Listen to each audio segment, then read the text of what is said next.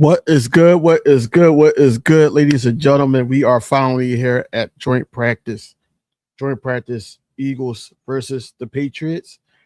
Man, very anticipating, but we do got some big breaking news. Breaking news. Christian Gonzalez is not practicing today, ladies and gentlemen. He's not going to be practicing today, unfortunately. I did wanted them to be at full capacity of everybody that they called their playmakers and everything, but he's not going to practice today. What's going on? RJ, what up? So RJ said he doesn't expect the offense to light it up. It's kind of he kind of expects a bad day. I don't know, man. I don't know what we in for, man. I don't know if it's going to be a lot of running. I don't know what they're going to try to prove out here. I'm hoping for a lot of videos of what could be a big day for reporters and people like myself that's actually talking about the joint practice. So hopefully, man. And Weez, what up? So I just want a better performance than against the Ravens in terms of the offense, bro. So as far as I don't know if you talk about today or Saturday, but I know we played them Saturday. We played the Patriots Saturday, and I know for a fact that I'm looking for a better performance, a way better performance than we had against the Ravens. That I want to put that behind us. It was vanilla, and it was one of those things that you're like, I expect more from the Eagles. So hopefully, yeah. Hopefully we get those good performances and everything like that. Got the Eagles getting comfortable in Roxborough and Foxborough. Too much Philly for me. In Foxborough. Um Willie Lampkin was the first one out there. I'm trying to wait until Vic, because Vic come on about 5 minutes. So I'm gonna have that for you guys as well. But I'm looking at certain players, man. Of course, all eyes going to be on AJ and Jalen Hurts there to see if they are having some type of warm embrace or is it beef? Are they not really rocking with each other? They're going to be focusing on that all day. But the players I'm watching, man, I'm watching Jeremiah Trot Jr., Jahad Campbell, Jinx. What up? I'm looking at Jahad Campbell. I'm looking at Reek Woolen. I'm looking at who else? Michael Carter II. Look, everybody keep talking about these fights. I don't know, Jinx. I don't know. I think I don't know. I'm not expecting no fights, but I think everybody gonna be in their best behavior, man. I think they are. It's probably gonna be some pushing and shoving and stuff, but it's not gonna be like how the Dallas Cowboys and the Saints joint was. That joint was crazy. That eight fights. That yo, man. I remember when I was in high school, I seen multiple fights, but 8 fights, man. Multiple fights in one section, but 8 fights between grown men. It's crazy to me. It's crazy to me. Crazy to me. I'm just trying to, keep these things going. Who that? Oh, Lane Johnson out there with Willie Lampkin. Tough, man. Tough. I'm following Patriots reporters. I got Eagles reporters that's there and all that. Like I'm really like trying to keep this thing going, but I know Vic about to talk. At 9:55. So I'm trying to catch it. I figured out a way the videos that I want to be played and everything. I figured out a way that we can actually, have that play. Even if I'm not in this frame, I know how to get it to play now. So I figured that out.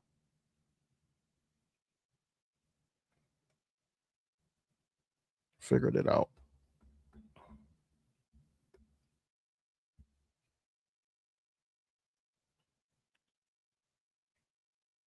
Hopefully the defense wins the day. I'm looking for a better performance from offense from last practice. I'm looking for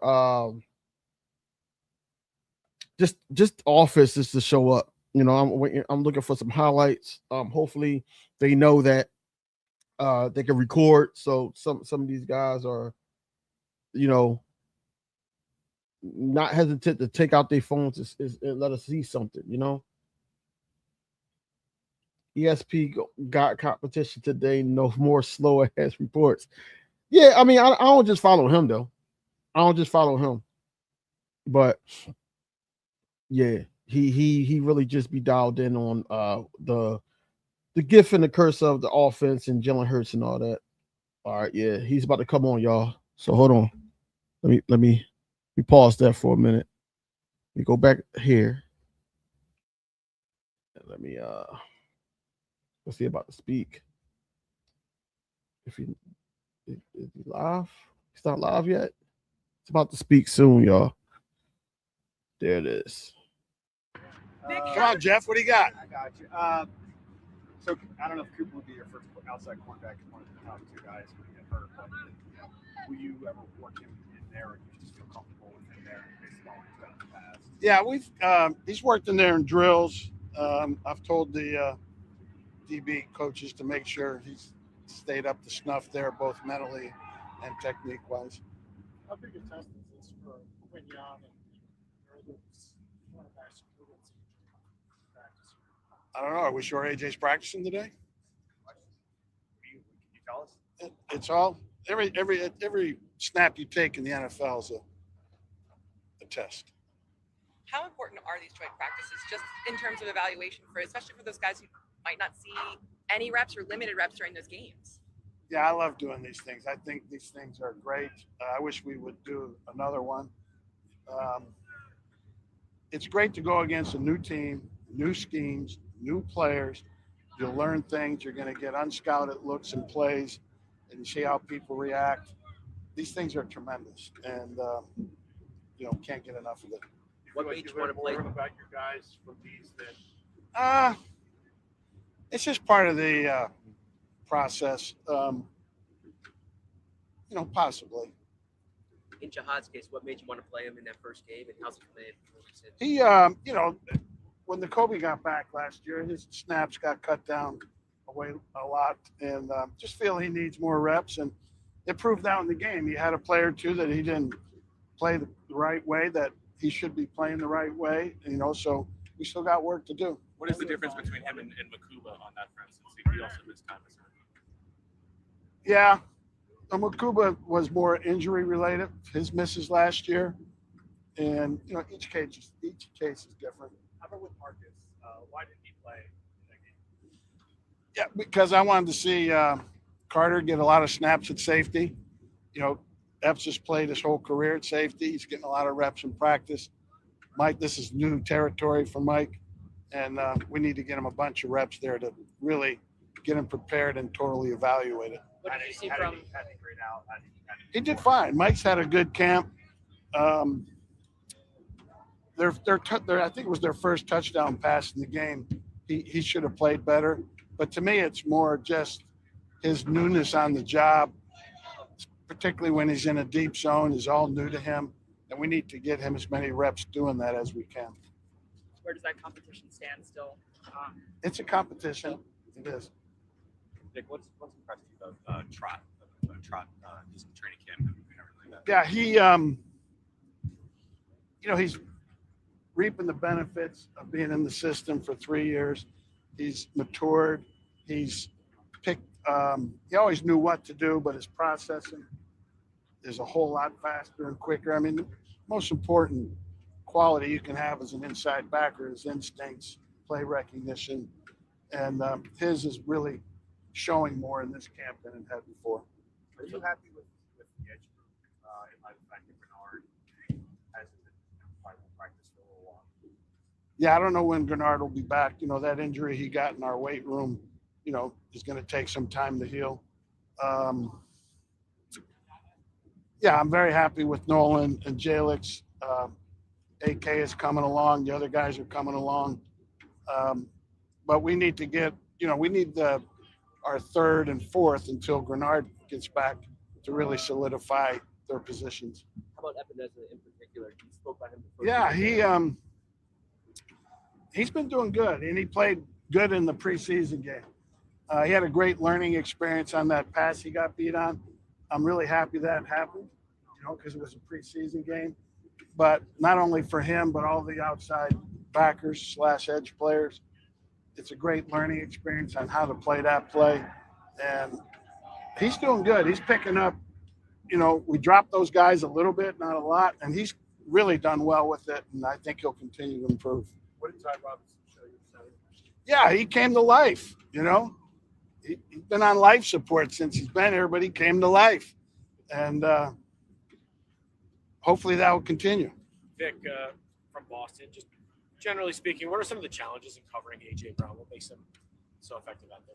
Well, he's a big receiver. He's strong. Got strong hands. 50-50 balls are his friend most of the time. Just a big, strong, athletic, instinctive, good receiver. I know you asked us to calm down on the Bernard and Weaver storylines, but Weaver in particular, seeing him out there, did anything jump out? So you're not coming down? I'm not coming down on it, yeah. Those are our two exchange students. They're doing fine, but they got a long way to go. You mentioned Trot 3 years. It's kind of like Keely 3 years.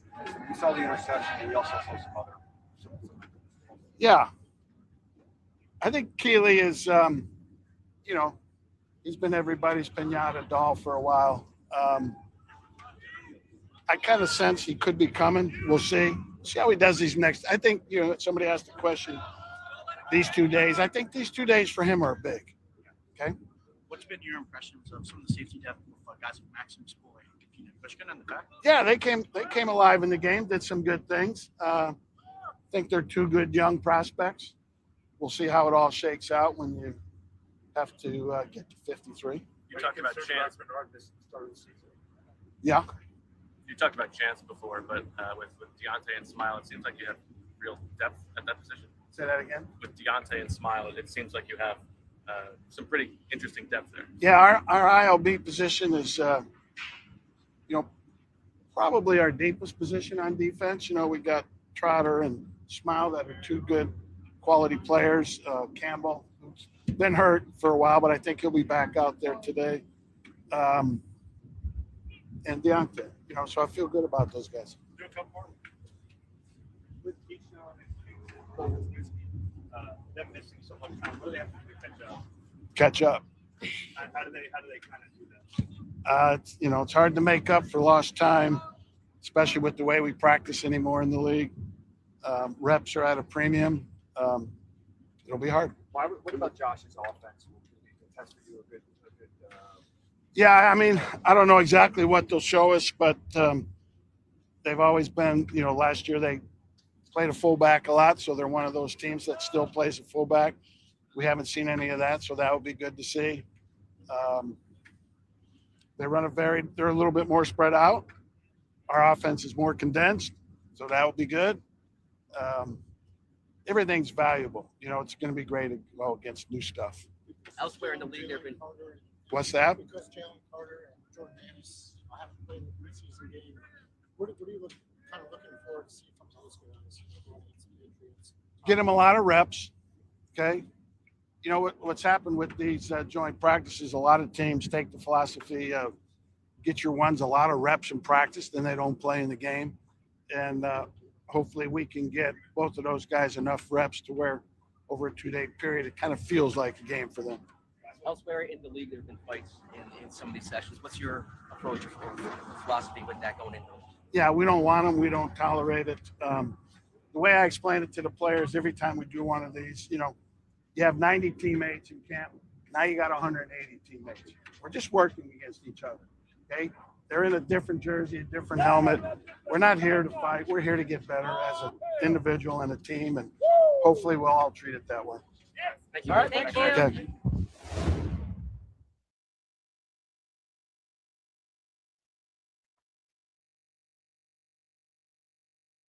There you have it. Vic Fangio. I say what's up to the people, man. What's going on, Drew? I see you. Hopefully you're not working too hard. Rhonda, what's going on? Big picking. Eagles girl. I did see you. Tiff, what up? Logan, what up? Vic has some gems, man. He has some gems in that whole presser, man. You can stop sharing it now. He has some gems in there. I like what he said about he kept it honest. He kept it honest with guys like Ringo. He kept it honest with um Jonathan Gennard, which is a concern at this point because at first he was basically saying he was going to miss a couple weeks. Now he's basically saying he don't know when he's going to come back, which means are we going to get a Jonathan Gennard sighting for week 1 against the Commanders? Like, we don't know. Is he going to be available for open practice? We don't know. Like, if he doesn't know, then that's concerning. That's very concerning. Like what he said about Ty Robinson, basically coming alive. And like I said, I don't really believe that the number ones are the starters are going to start in open practice or anything like that. Not open practice at any time in the preseason. They're going to basically utilize this one. And it's so crazy because other teams got two. Other teams got two joint practices. We only get one. So it's beyond me. I don't know when we will see them before week 1 besides this time. So that's why it's so important to really just dial in and get as much information and much video and much reports. Like I said earlier, I got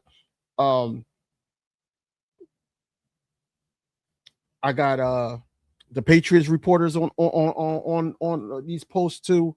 So anything that comes up is either the Eagles or the Patriots. So I'm looking at either or, man. Wishakarp is not practicing. Christian Gonzalez is not practicing.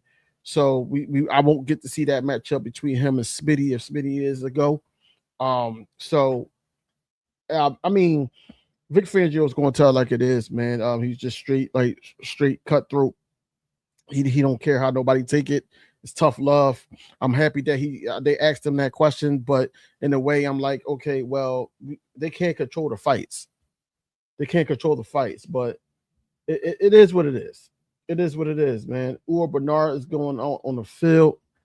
But yeah, he is worried about him missing the start of the season. Is crazy. Says I didn't think that the injury was that deep, but it is. I guess it is. They picking what up.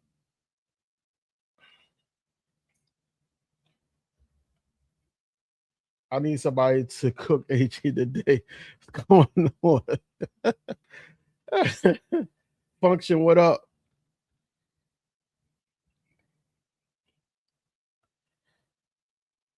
Defense needs to set the tone. No, they're going. They're going to. They're going to. They're going to set the tone.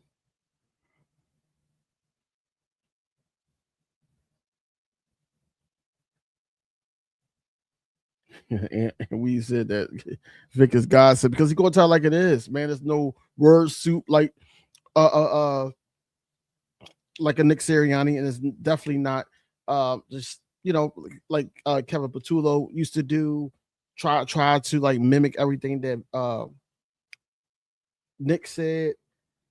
And yeah, you're just gonna get that old head. Like, look, I ain't coming to play with these young guys. Like, I'm sitting up here like, hey, I'm gonna tell it like it is. You suck, and you gotta get better. Or you're missing too much time. You gotta catch up. I don't know how you're gonna do it, but you're gonna have to catch up. You're gonna have to catch up.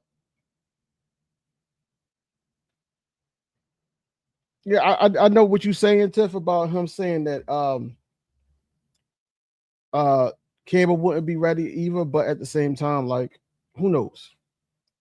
And then you gotta question that too. Like, if he doesn't know like a timetable or anything, or he's just trying to keep it under wraps, like why is it that he's probably like the last one to know?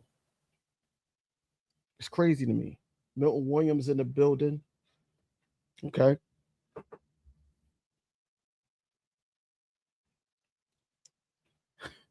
They said Ty Robinson came to life, man. He was dead weight. He was dead weight. But I like he said he said Keely Ringo was everybody's pinata. Oh, yo, that was crazy.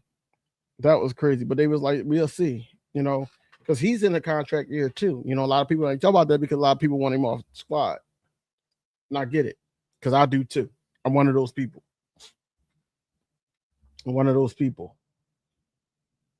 Yeah, man. Just trying to refresh as much as possible. I did get your what's it called, Tiff. I try to like it as much as possible. Ringo gone in a few days. Sorry, y'all. You think so? What you mean sorry? Sorry, not sorry. I don't give a damn who got an interception in the last preseason game. And he needs to go. He needs to check out.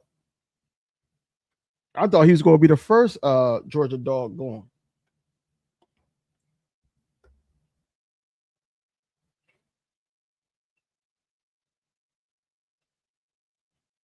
What is it with a Keely or a W? I'm not understanding that question. What is it with a Keely or a W?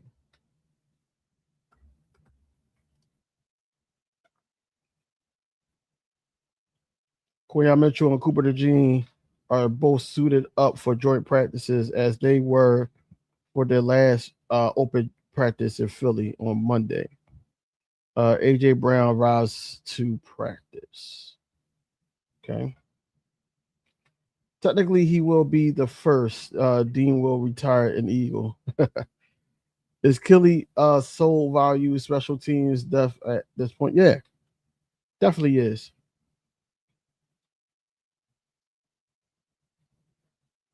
I'm starting not to like this guy, bro. So he basically ran through Eagles players, didn't dap nobody up or nothing. He's trying to keep it professional. All eyes is on him today. Man, everybody's just trying to get better, man. That's what your coach said. Everybody's trying to get better. Your coach said that. That's cool. Oh, he said, "What's up?" Elliot Short Parks made it seem like that he didn't do nothing.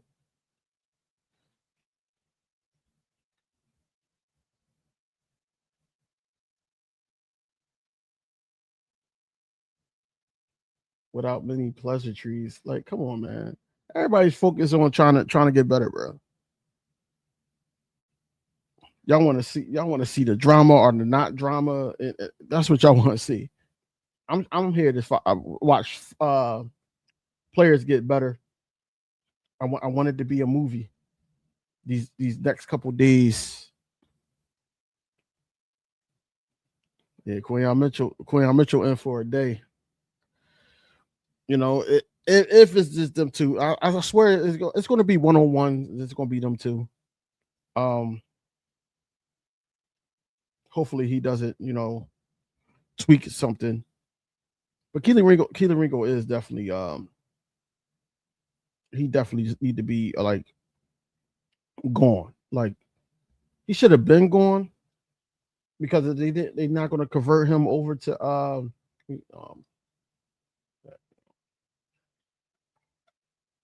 that. If they didn't convert him over to safety, I don't know why the hell he's still on the team, bro. I really don't.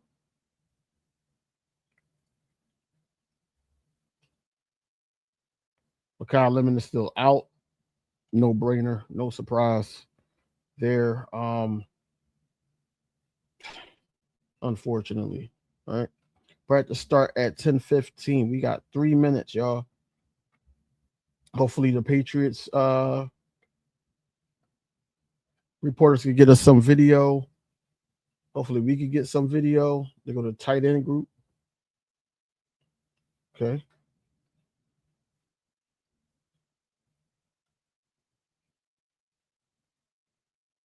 So it's just Christian Gonzalez that's really not practicing. They did say earlier that Kyle Dixon, the wide receiver, and Riley Wilson is not going to the linebacker is not going to be on the field. But according to Ethan Hurwitz, they are going to be on the field. So okay. I mean, I guess I'm coming to see what we do though. Vic Fangio called Joshua Waru and or Bernard exchange students is crazy. He likes the linebacker depth, but yeah. Oh, I can't wait. I cannot wait. Got a couple. Where is QB1, man? Fuck all the bullshit. Where QB1 at? Where QB1 at?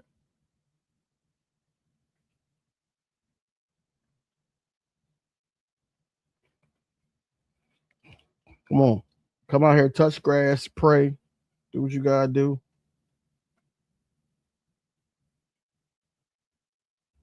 He did dap up Big Dom.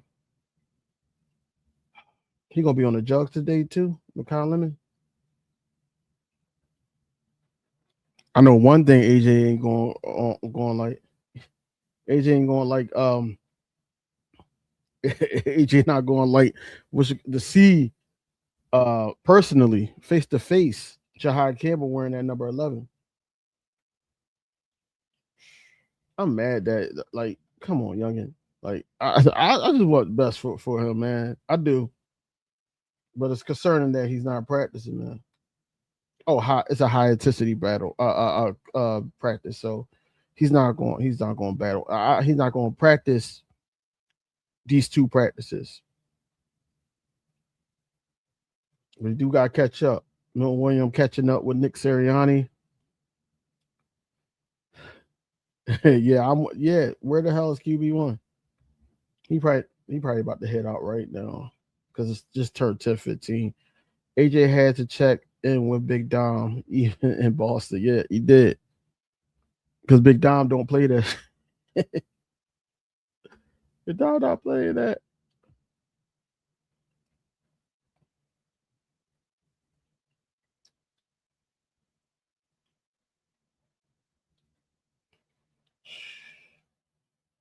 Kyle, let me need to get it together, man.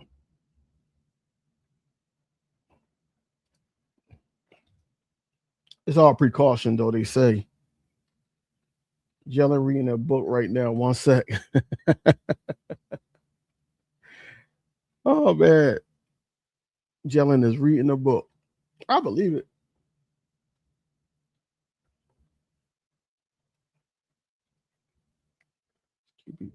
It seems like he out there already, though.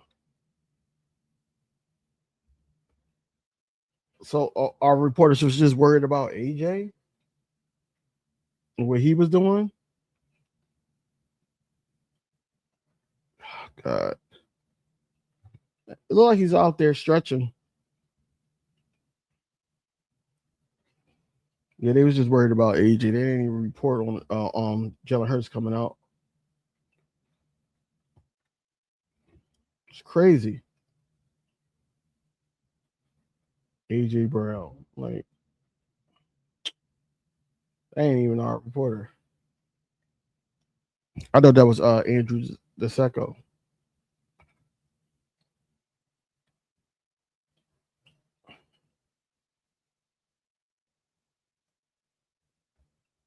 Okay, we got Devontae Smith warming up. Like I said, I think Jalen Hurts is already out there. I think Jalen Hurts, you ain't gonna really get no real huge fireworks until like the 1-on-1s. You're gonna have those 7-on-7, 11-on-11s. Depending on how long this practice is, they said it's supposed to be about 2-hour practice, 10-15 to 12-15. So hopefully, we can get a lot of things going.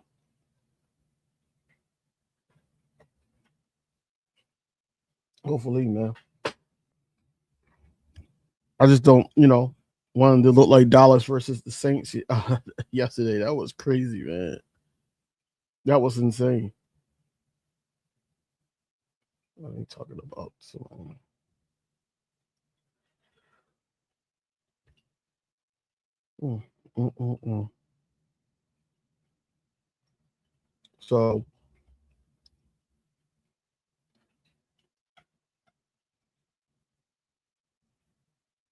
Harold Landry is on a pup list. Xavier Holmes is out. Ben Brown is out for the Patriots, and Christian Gonzalez, like I said earlier.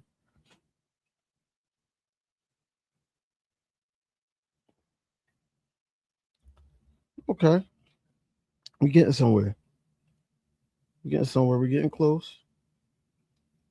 I need to see some action though. I'm excited. I'm too excited. I don't know about y'all.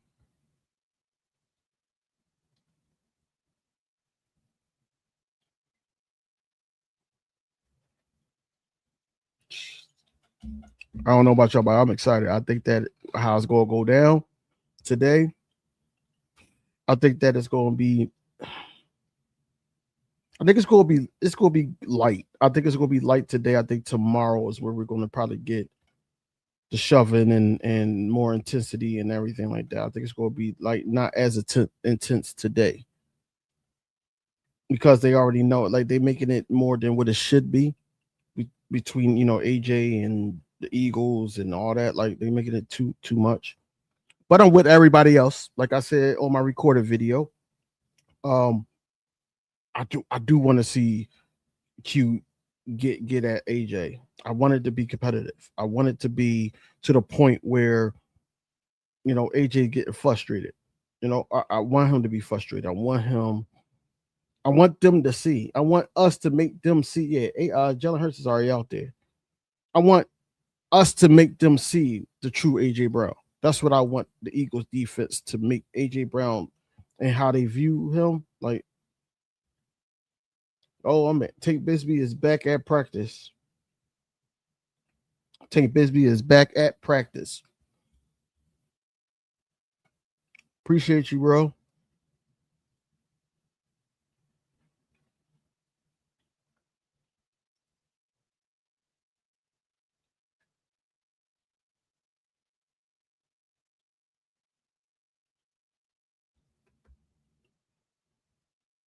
Yeah, so this is a test. This is going to be a huge test. It's going to be a huge test for this office today and tomorrow. It's going to be a huge test. I need some actions. Come on, Q. Yeah, that's what I'm saying. I need Q. I need Coop, Reap to make it difficult for them receivers because it's not just him. Dobbs is not a slouch either, man. He's probably not like top tier, but he's not a slouch.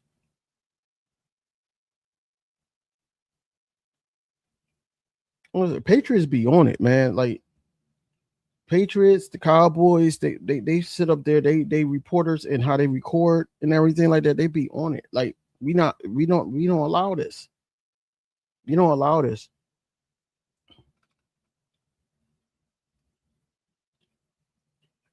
They ain't even see because we normally see Jalen Hurts come out of the tunnel and all that. They ain't even show that.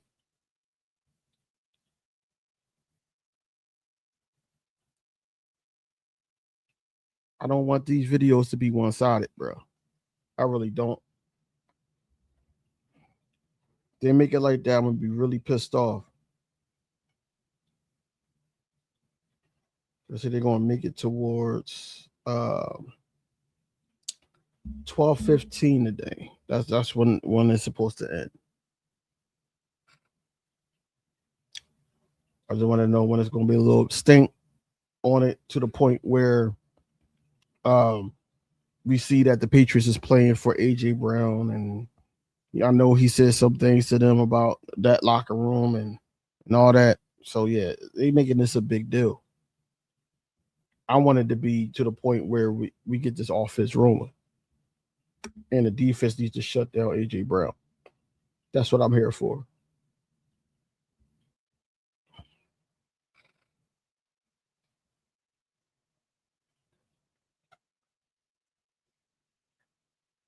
Milton Williams put up his middle finger to his old teammates in a joking manner. John Ajokwu, he is not practicing with a pectoral injury. Okay.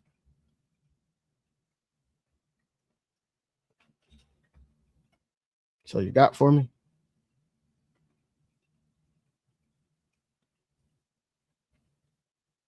All right.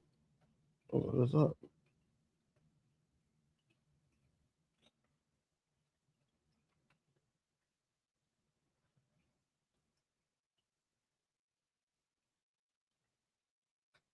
Oh man, our reporters are probably delayed. Expect news around 11. I hate that though because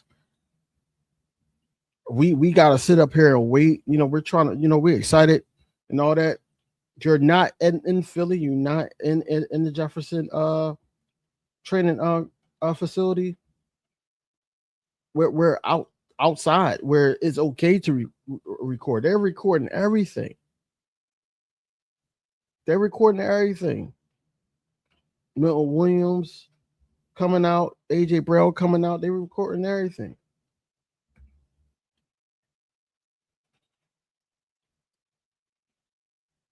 Man, all I'm gonna say is that I can't wait until we start getting on these one-on-ones and all that because I need to see that video. I want to see if they're gonna show the video if Q wins that rep. If Q wins, they're not gonna show it. But if AJ wins, they'll show it. They'll show it.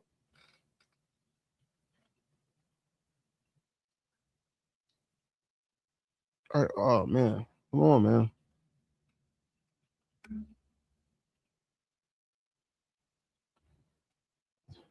If I, it could be a good thing they didn't show Jalen Hurts because I feel like that Jalen Hurts is going. I think Jalen Hurts is focused, bro. I think he's focused. Let's go around. I think he's focused because he know how much this means and how intense these days could get. You see his record, in joint practice. So I'm really like focused on just offense, the defense, the secondary. I need Jalen Carter and Jordan Davis to go in. Just pause, but I need them to really, disturb Drake May. Just disturbing. That's what I want to see.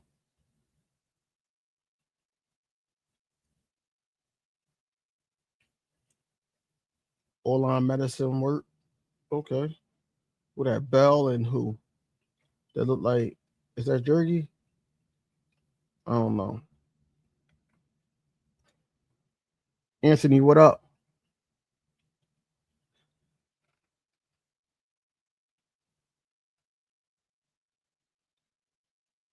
Miranda says, why would Dean retire as an Eagle? I mean, he won a Super Bowl here, I would think.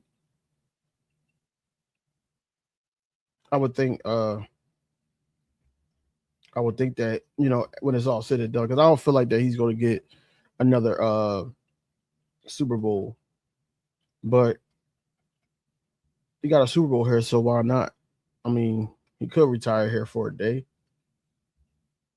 Cam Latu of Dallas got it working on blocks. Okay. With Devontae Smith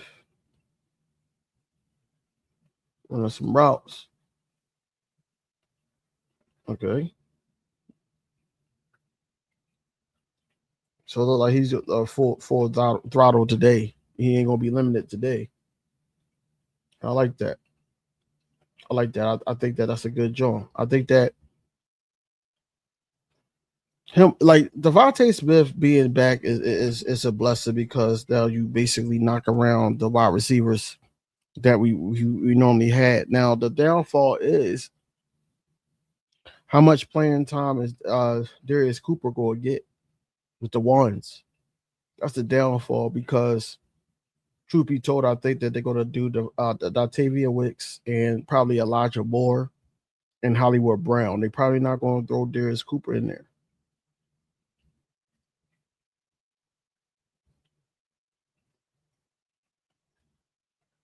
Jalen Hurts handing the ball off.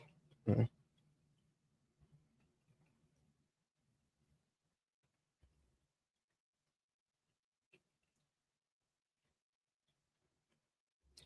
I mean, it does. It is crazy that like y'all used to be like close friends, godfather of your daughter and all that. Then all of a sudden, because of whatever occurred, because we don't know if it's true or not, but whatever occurred, which I think it is because of how AJ Brown ended that interview when he first got traded. I think that it's crazy that you're not talking, like not even like what's up or nothing. Matt McWilliams is back at practices. That's a good thing.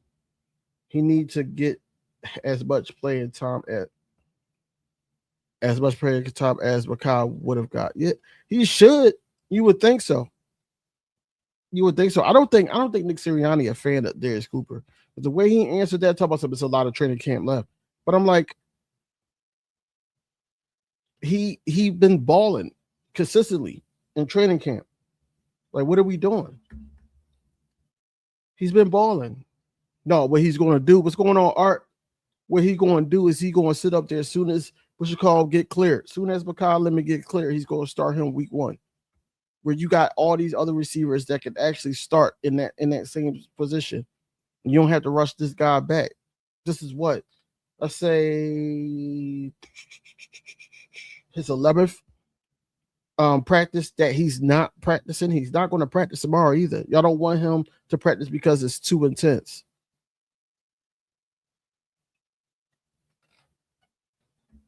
It's too intense. I don't get the popularity contest. The best players should be playing all the time, regardless. That's a fact. That's another reason why I like Vic, because Vic don't give a damn. Vic does not give a damn. Vic can sit up there. He'll be like, look, I don't care how much you make. If you suck or you're not available, I'm playing the next guy. Especially if he's balling, you're not getting back in. You're not getting back in. So wow. So not practicing. Jacorian Bennett not practicing with a knee. Grant Calcaterra with his back. Jonathan Jones with his shoulder. John Ajoku pectoral. Damian Pierce hamstring. Sean Wade eye and shoulder. Then you got Brian Young shoulder, and then Johnny Wilson knee.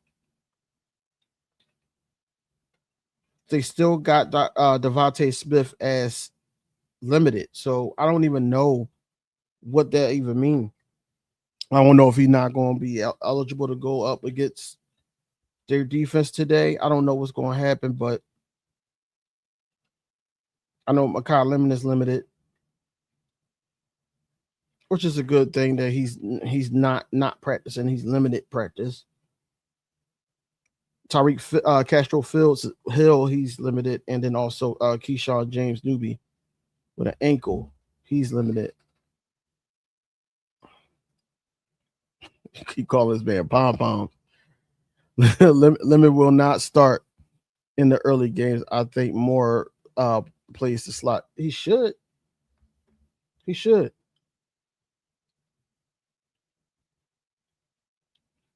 Markel Bell and Drew Kendall. Mm.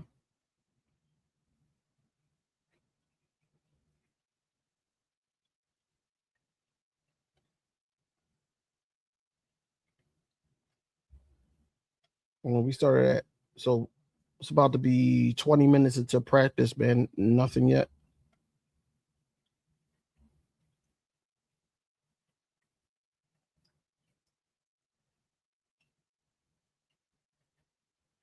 Oh, he was upgraded to limited. Makai Lemon was upgraded to limited. Okay.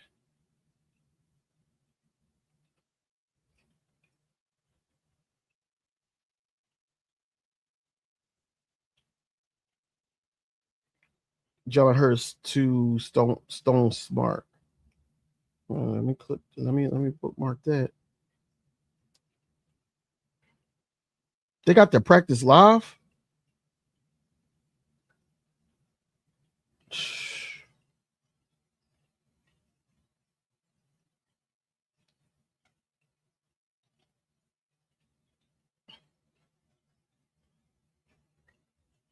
Hold on, let me see something real quick.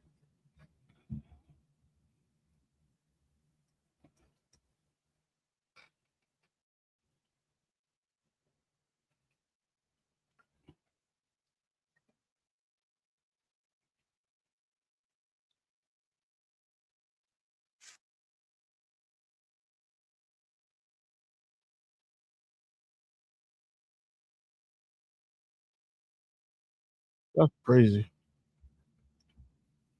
That's crazy. They live. Jalen Hurts throwing to Devontae Smith again. What, 2 weeks?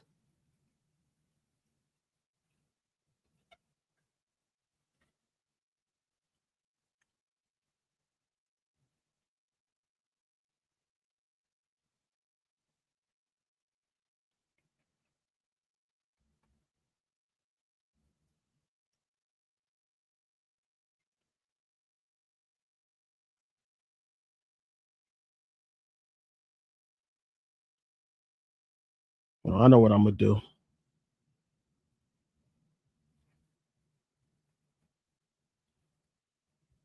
gonna try to screen share that.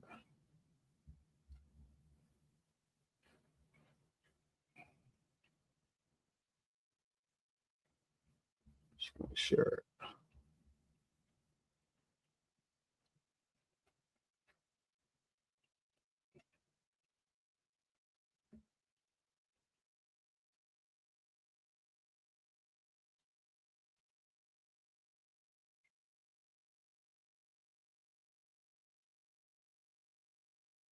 I like it that way.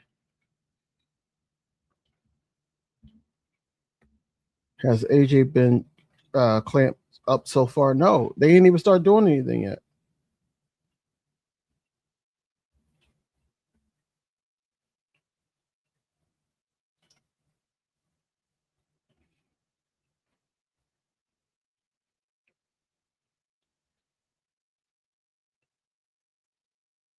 They ain't even doing anything yet.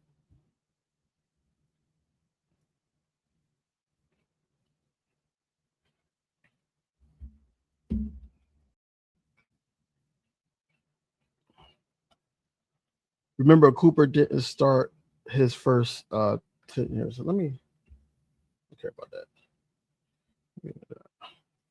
Go out there.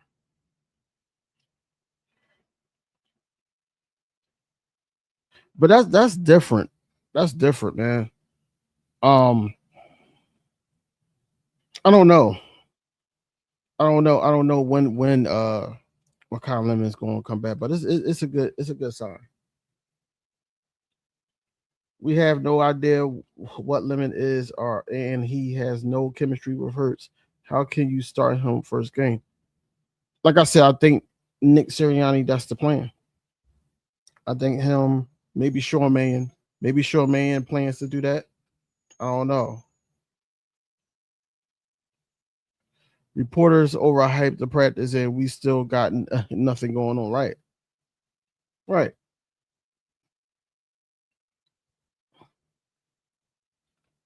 This is insane. They recording the whole damn practice.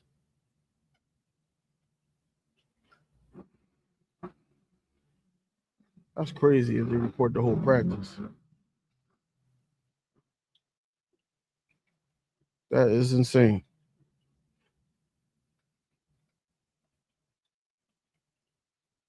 You don't need to hear them guys talk.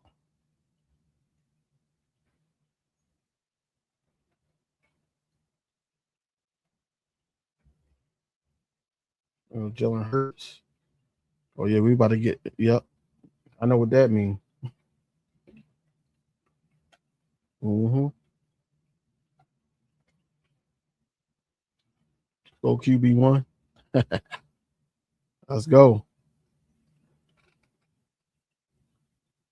Okay. You're getting somewhere now. Now, maybe starting these one-on-ones and things like, get some of these exclusive schemes, I guess.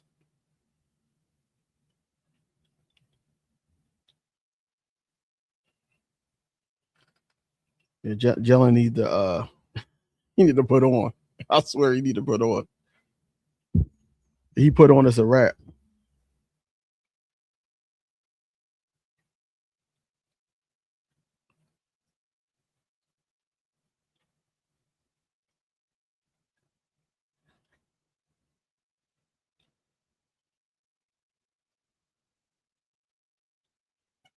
It's practice. I mean, where we at?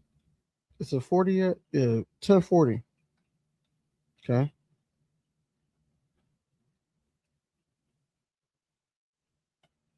10:40, and we just like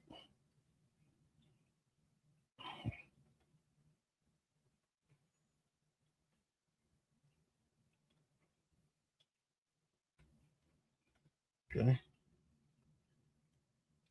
They're gonna let us see some things, some stuff.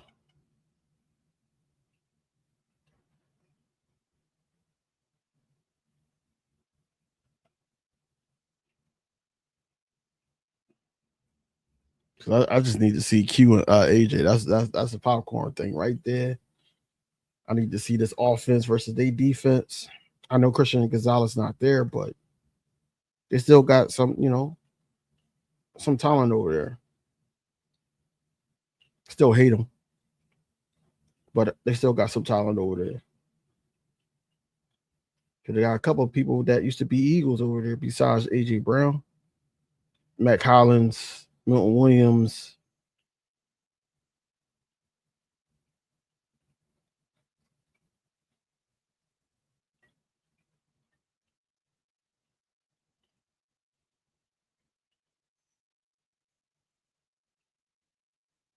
AJ Brown 101 touchdown reaction.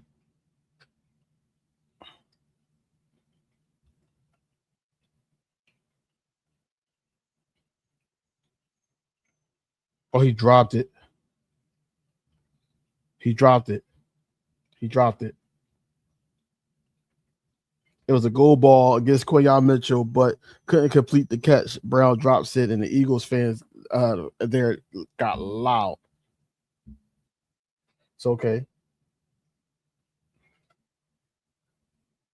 Oh, Darius Cooper won his 1 versus 1 match. A deep ball pass from Hurts. He wins. That's okay. Okay, now we're getting somewhere. Hold on, I'm gonna go back to this, but let me see something real quick. Let me see something real quick.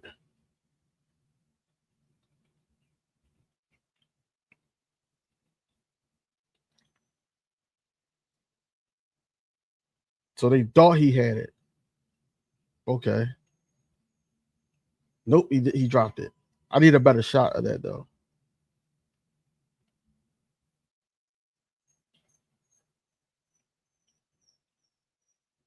All right, Tiff, hold on. I'll be right back.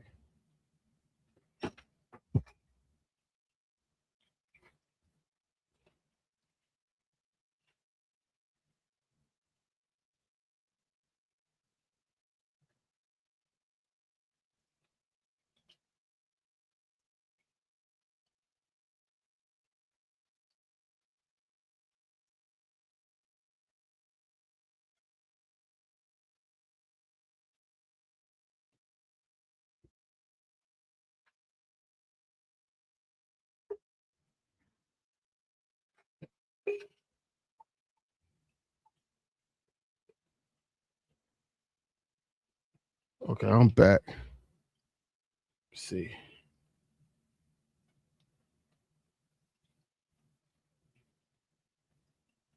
Demario Douglas just completely dusted Cooper DeJean in one-on-ones. Tyreek Woolen knocks away a deep ball pass to Romeo Dobbs.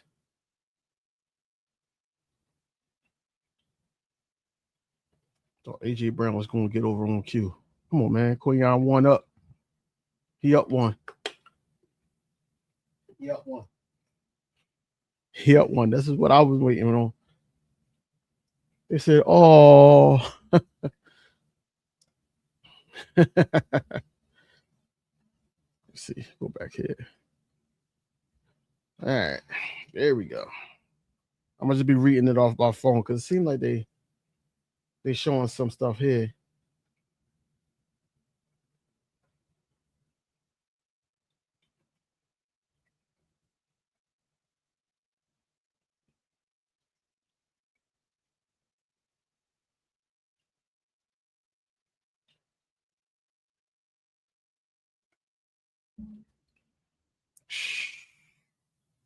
Of course, Kelly Ringo go get beat. I already knew that. I already knew Kelly was going to get beat. I already knew that. Here we go.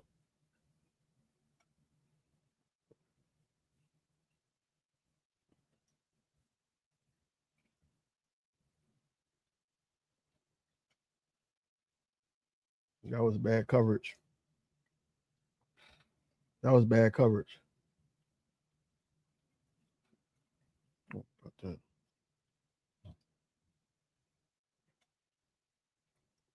Yeah, I'm seeing they showing the one-on-ones function.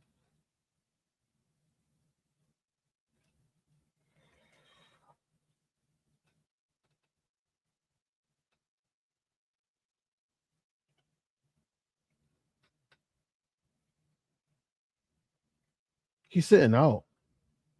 No, he was the first one, and Q knocked it out.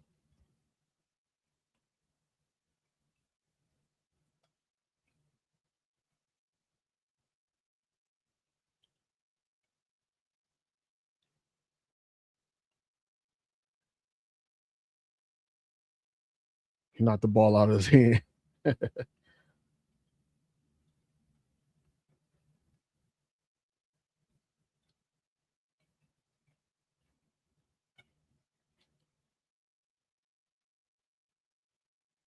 Come on, y'all. Y'all gotta look back. Quinyon Mitchell 2-0.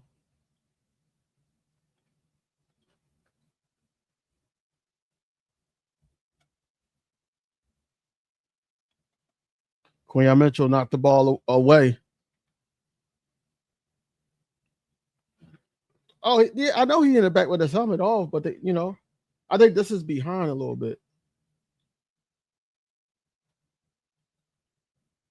Alligator arms ain't getting nothing today. Is crazy. Calling him alligator arms. It's cool. I mean, Quinyon Mitchell is up 2-0 right now, though. They're saying this is a good John. Thanks for watching.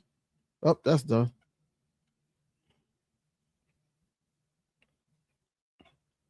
I'm just trying to make sure it's done before I cut it completely off.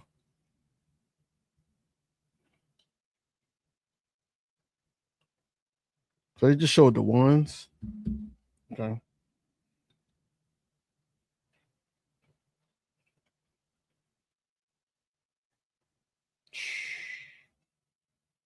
Damn, Coop.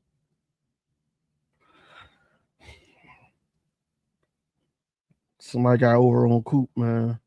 That can't be happening.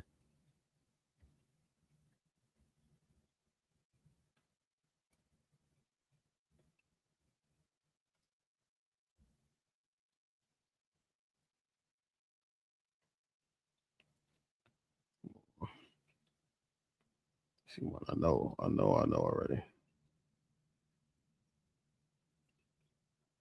Yeah, Devontae Smith is not participating in individual drills, of course. Woolen had a pass breakup or Drake made pass. He was in coverage against Romeo Dobbs. Ball was behind. Demario Douglas got the best of Cooper DeJean. He nearly shook him out of his shoes. Michael Carter II and Maximus Pulley had really strong reps, real physical. Okay.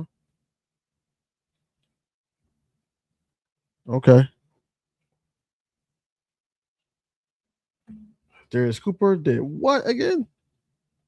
Oh, they're showing his route, his 1-on-1. See that? Oh, double move. Oh, it's one of those. Okay. Octavian Wicks gets separation on Charles Woods in 1-on-1s. Okay.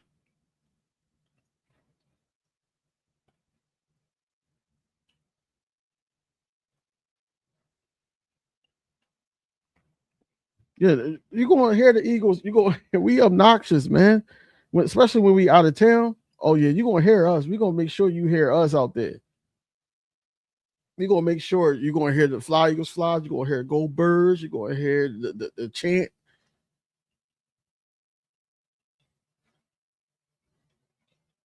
Dennis Cooper is a beast, man.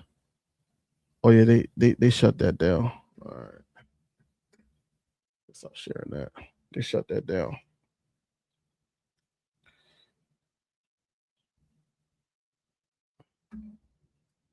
Now it's back to this, y'all. Sorry.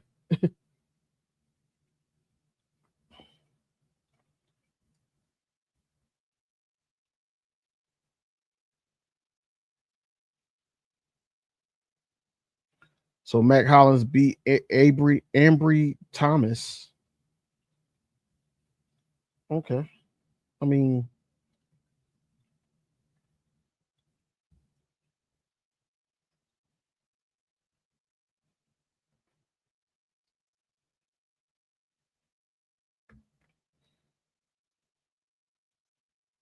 so Drake May just had a completion, hits a long completion on his first pass attempt against the Eagles defense. Then they go no huddle.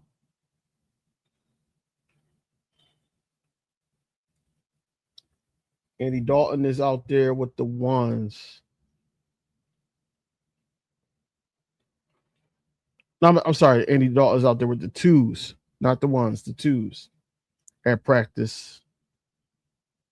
I don't think they got any hope for no damn Tanner McKee. You keep allowing Andy Dalton, who's a vet, who's played over 100 games in the NFL. You got him playing so much. Like, where's the Tanner McKee? I know they're gonna be going back, but still, like,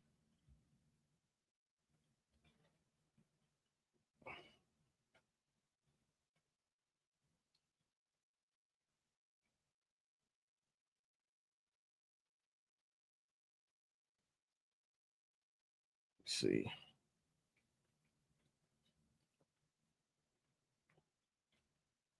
I forgot they had what you call them back.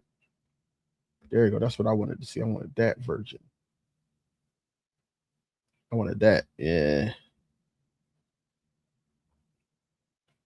Heavy running session for the Eagles office to start the day. Barkley had one good run to the left. I told you it's going to possibly be like a heavy run day. Probably not going to get too much, just because it's a lot of cameras out there.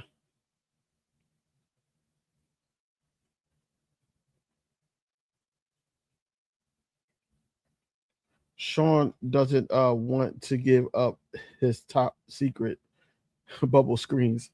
Look, do you really think it's going to be a lot of bubble screens with Sean?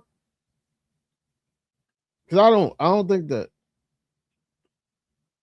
I don't think it's going to be a lot of bubble screens. I think it's going to be.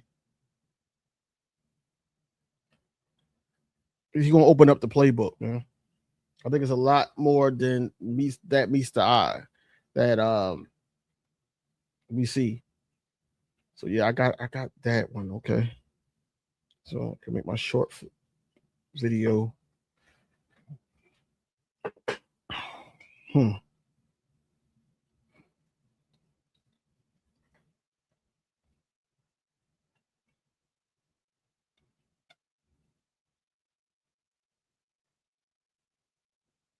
Because people underrate Octavian Wicks on is his first step. His first step is crazy.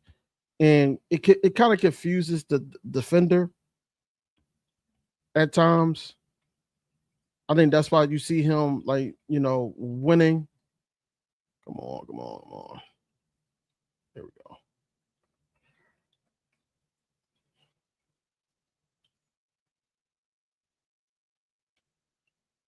He did destroy him though. Like he had him froze.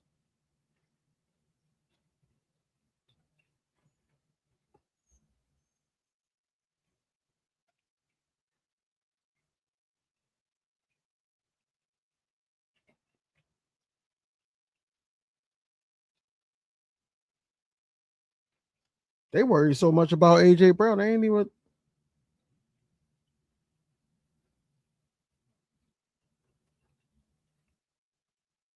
re-rolling pose in front of the Patriots fans. They start booing them after the pass breakup. I like it. I don't care. I don't care. I like it.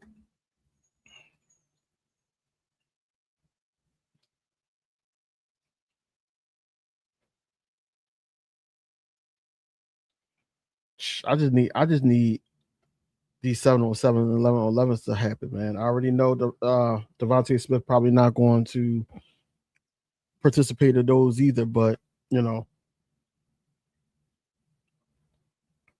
we can hope. We can hope that tomorrow is different. We can hope that tomorrow is different.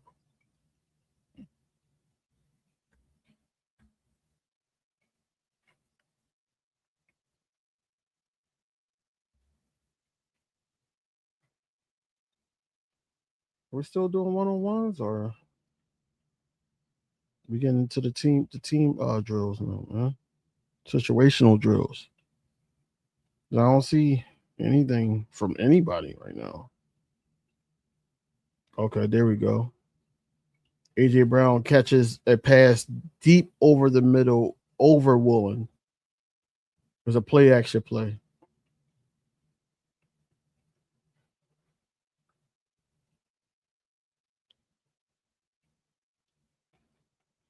Oh, they started team drills. Okay. It was a crosser. Come on, Reek. You gotta tighten up, bro. We gotta tighten up. I don't like that. So Caden still, like, I like Caden because Caden here give you the full details of the whole moment. He said Reek Woolen was trailing in coverage on AJ Brown and got beat down the field for a catch. The pass from May to Brown went right over Woolen's head. Crazy.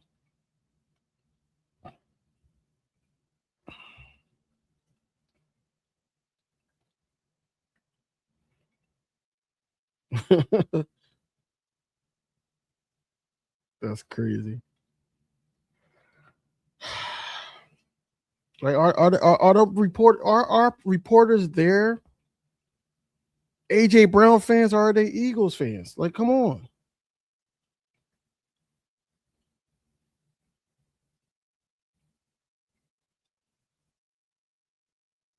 Like, who fans are they? Like, Eagles have been running the ball well so far.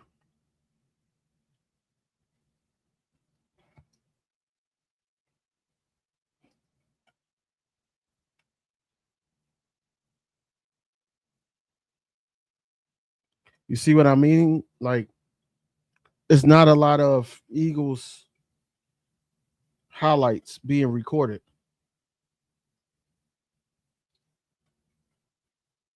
It was almost a fight, y'all. It was almost a fight. Willie Lampkin and the Patriots defender. Who was that?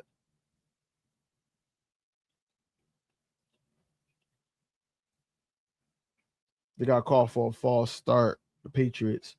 Willie Lampkin almost got into a fight with a Patriots defender. Oh man. Like, you say what you want. It's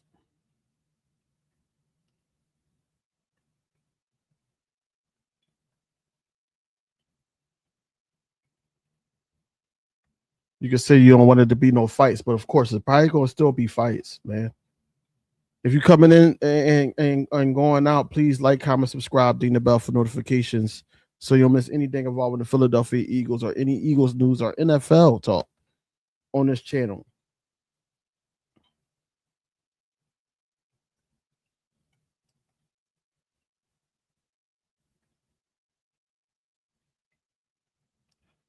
So Willie Lampkin pancaked edge rushers Gabe Jacobs, and he didn't like that.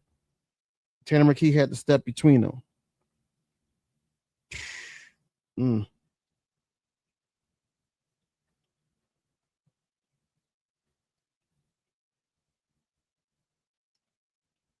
That's crazy.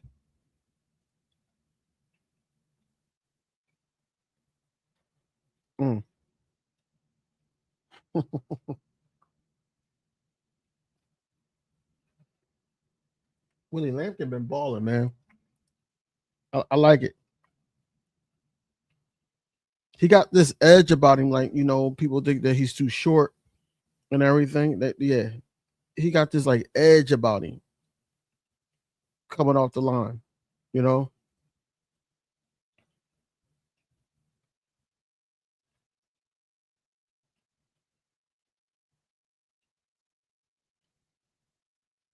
Okay.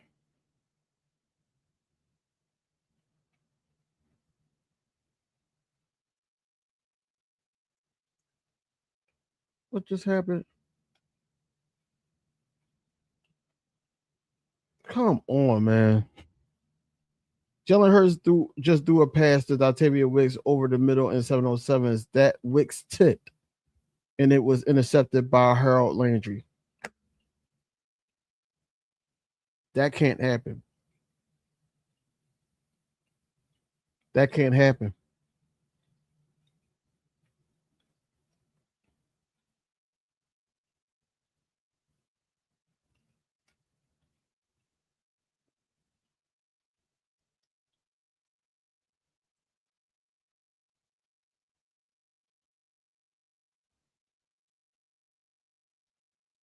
That can't happen, man. So I wouldn't say I gotta see it. I know somebody from the Patriots side probably have a video of it, but I feel like if you tipped it, you could tip it. You can have an opportunity to like either pass breakup or something like that. Like you just tipped it and got intercepted. Those things can happen. But if I'm Jalen Hurts, I'll go right back to him. DB, this year is so interesting because I feel like we can be bad or really good, and I wouldn't be surprised either way. Do you agree with that? I don't. I don't because again, we're judging it off of like preseason games. We're judging it off of uh practice. What we're hearing from reporters and everything like that. I feel like it's a different type of mindset when these games matter.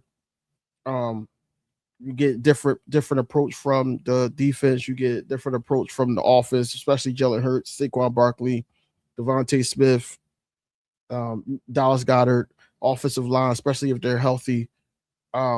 I wouldn't put too much into it. I don't think that they will be bad. I'm not saying that it can't be worse than what we think, but it will still be good. It could be good or a great team in the NFC, if that makes sense. I don't think it would be very bad. I feel like no one is given the chance, change a chance. Right. It didn't even happen yet. I didn't even want to sit up there and just be like, yes, it's going to be bad. It's not going to be bad,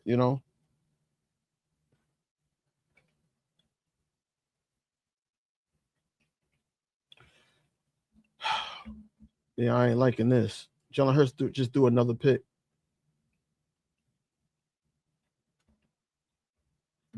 He just do another pick.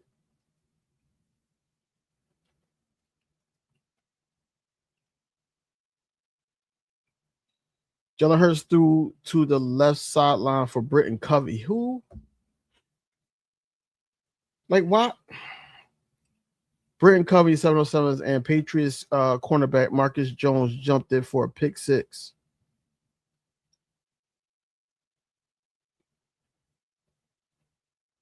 Romeo Dobbs just won a 101 against Reek Woolen.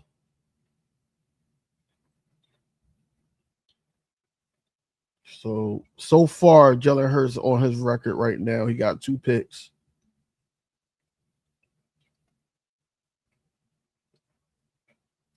Romeo Dobbs. Oh, he slipped. It looked like he slipped.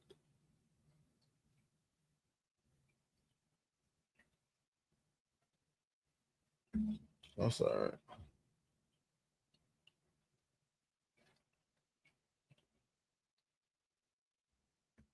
See, Queen not going to play.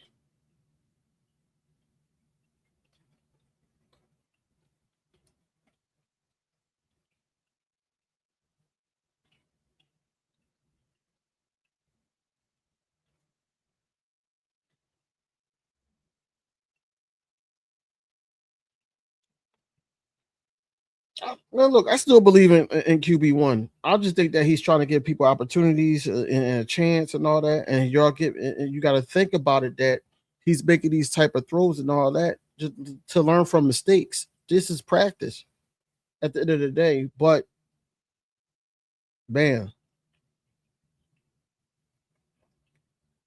could let him get it out of his system. That's what I'm saying. Better to throw picks now than in the games, right? But besides 2023, Jalen Hurts really didn't have high interceptions in the regular season.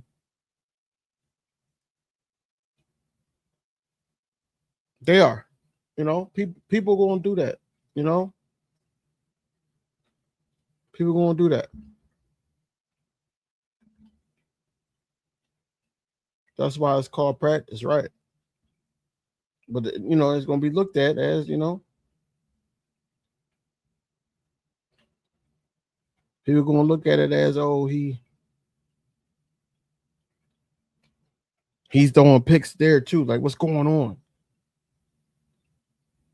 It's a new offense that he's learning, or all the whole team is learning, and he keeps throwing it to these goddamn receivers that people don't. Where's Elijah Moore? Where is Darius Cooper? Like, why are we throwing it to the Britton Covey? What is going on?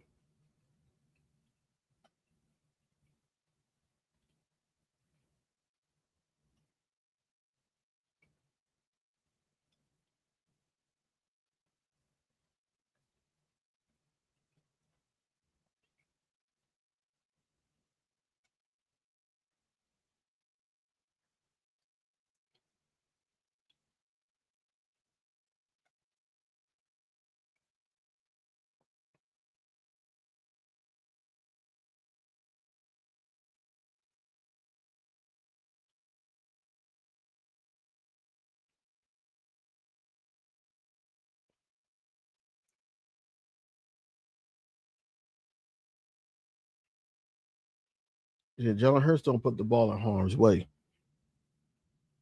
in regular season games. So I'm not really worried about the interceptions. It's just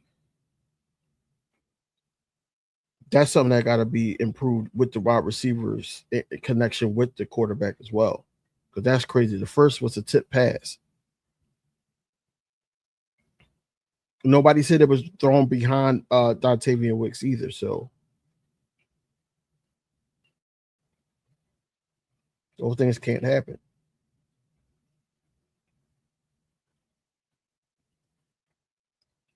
But then also y'all got to think that he's not able to like do what he normally do because the quarterback can't get hit really in practice.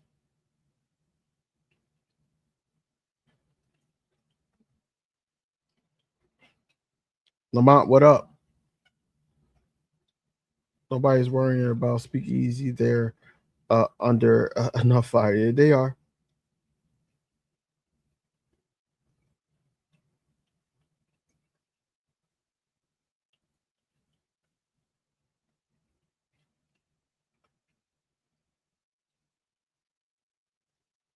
But another reason is because they trying to have something to talk about. You know what I'm saying?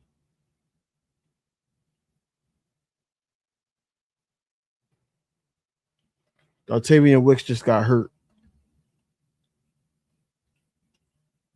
Flying Mayan, what's going on, bro?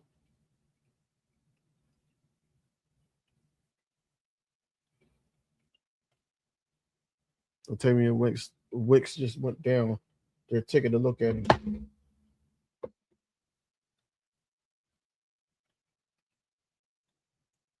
I don't care about no speakeasies and nothing like that, unless I want to go at them. Like if I want to sit up there and go at them, I don't care. I'm not. I don't give a damn what nobody has to say. At the end of the day, um, I'm only concerned about how the Eagles are getting better, improving, and being prepared to go into week one.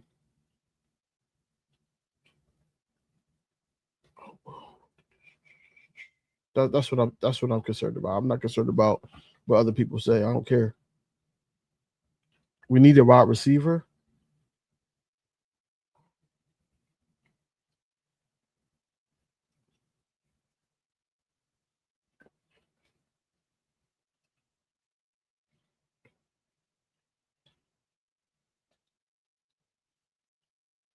All right, so he just came off the field, so he's getting checked out now.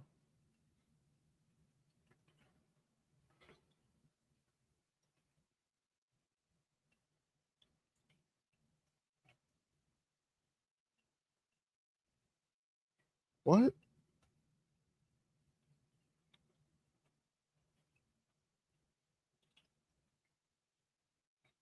I just see it said Jalen Hurts is in another interception in 707 was a deep pass that sailed on him. Mm.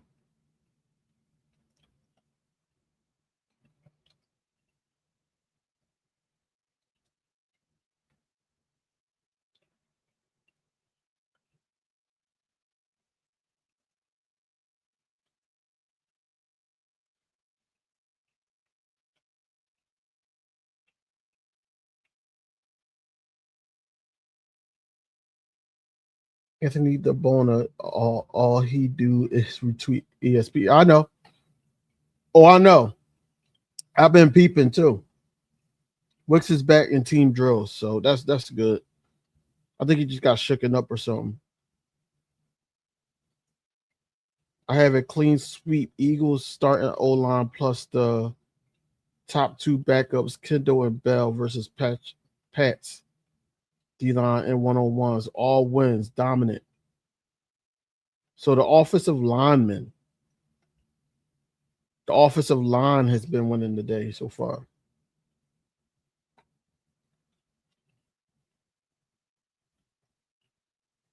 We need our own reporters, but that's what I've been saying.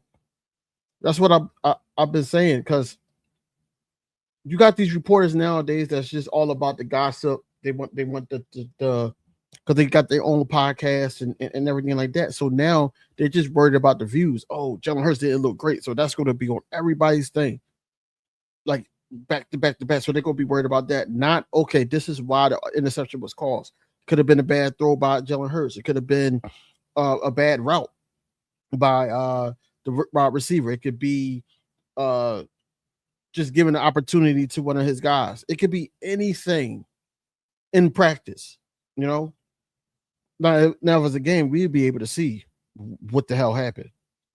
We want to go and tell us a lot about all 32 teams because everybody feels good about their team now because no games have been played. That's a fact. So that's a fact, Aiden. It's a fact. Eagles offensive line is beating the shit out of. That's what I'm saying. That's a good sign though. Because the Patriots defense ain't that bad. I don't even know where they ranked last season, but it's not bad at all, and it's one of the best almost.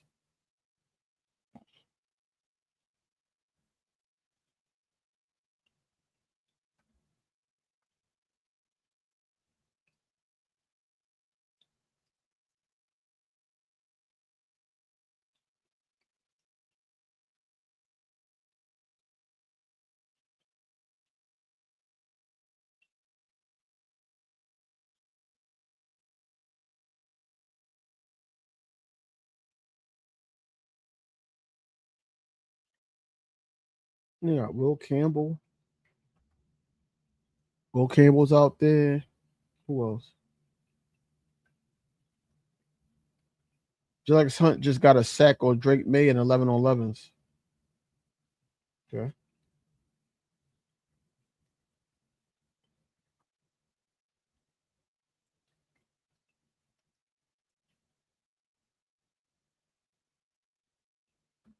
Y'all should kill the Commanders, but week 1 games are tricky. They are tricky, but I still got confidence in my team that we can get that job done. Now, I won't say that we won't. I won't say that we won't make it interesting because we're known to do that as Eagles, as the Eagles team. Always do. They try to make it interesting, whereas though like we could sit up there, be up 21-7. And somehow, some way, the final score to be 30 to like 23 or 30 to 22. They try to make it interesting.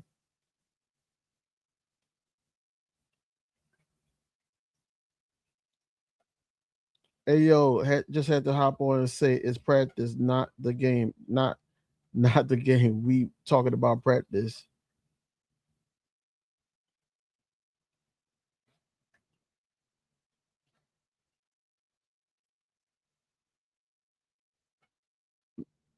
No, it is practice. I don't care. I don't care about none of this. It's practice. It's just I expect better from the Jealous Hunt. Jealous Hunt about to have a great year.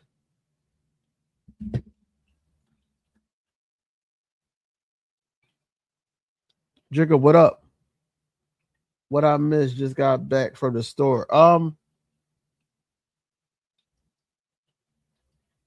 What just happened? Hold on. Elijah Moore just caught a deep ball from Jalen Hurts, probably a 50-yarder. Eagles had been running it well before then and set up a deep one. Okay, there you go. So Jalen Hurts been just giving people opportunities as always, and it's turning into turnovers, and everybody's losing their shit. But the offensive line has been strong. The defense has been strong. As Jalen Hunt just got a sack on Drake May.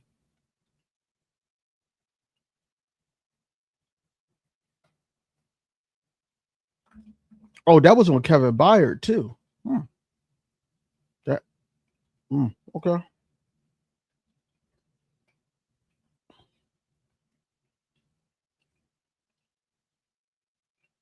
Come on, man.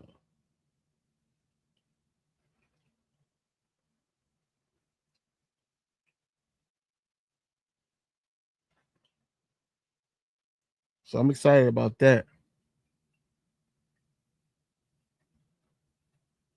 I'm excited about that.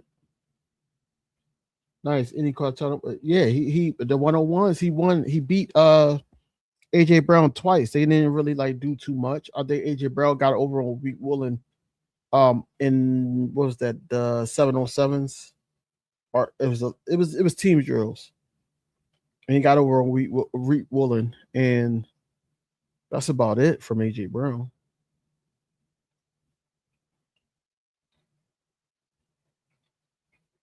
He was throwing brisket sandwiches. Come on, Art.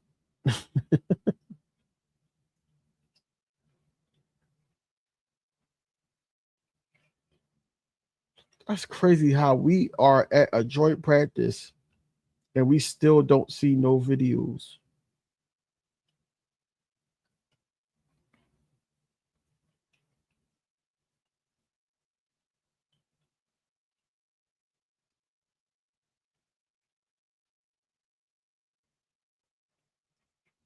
Tommy DeVito was picked off by Andre Sam after it was tipped by Keyshawn Booty. Keyshawn Booty.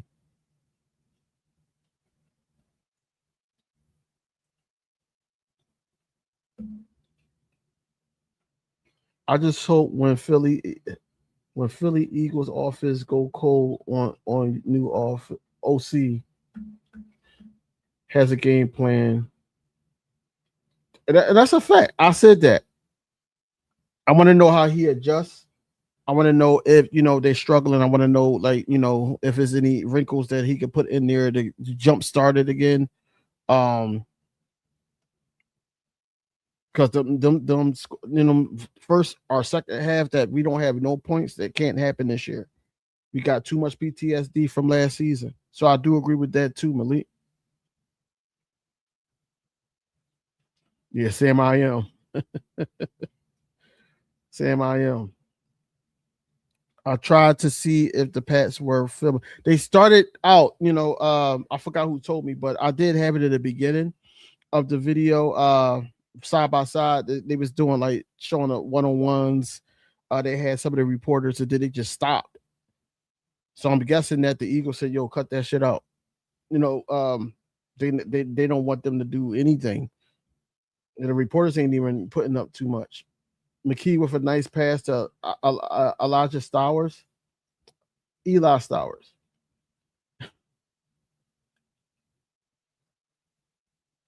Okay. So Anthony DeBona don't really like report. He's just retweeting ESP.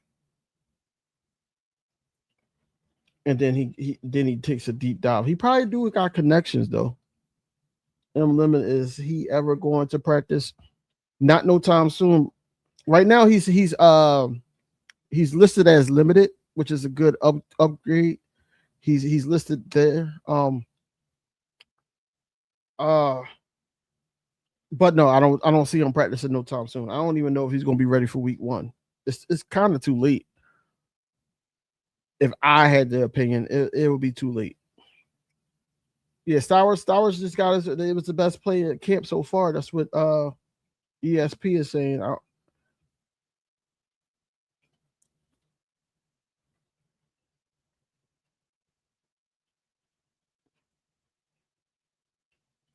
Okay.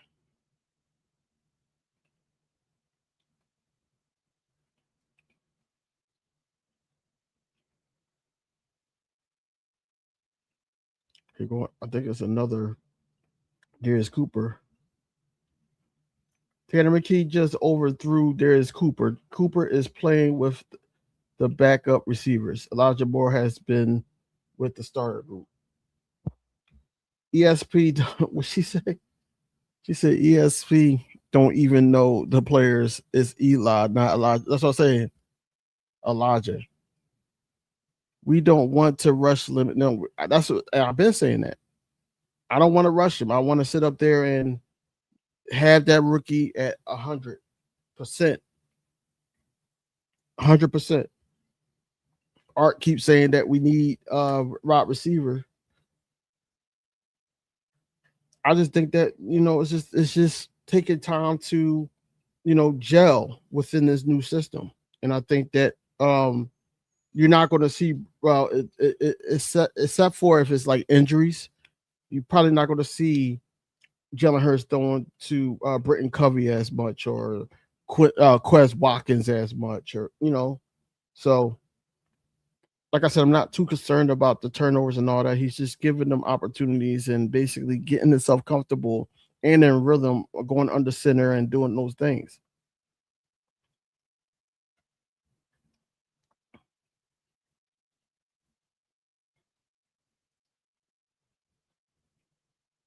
Lots of pressure from the Patriots defense in 11 on 11s.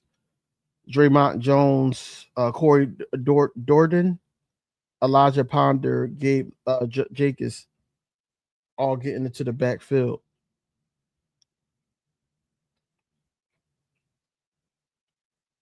I got back from doing things. How does Hurts look?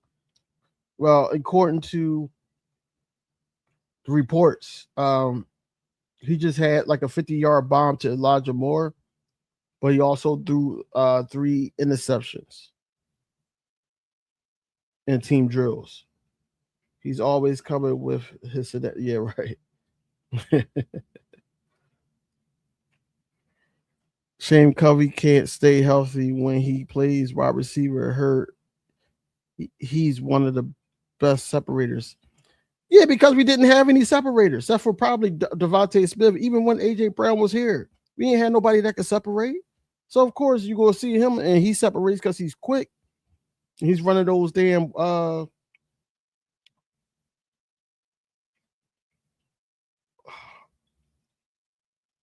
So he's running those routes, the little short routes. So yeah, he can get the separations on the mismatch.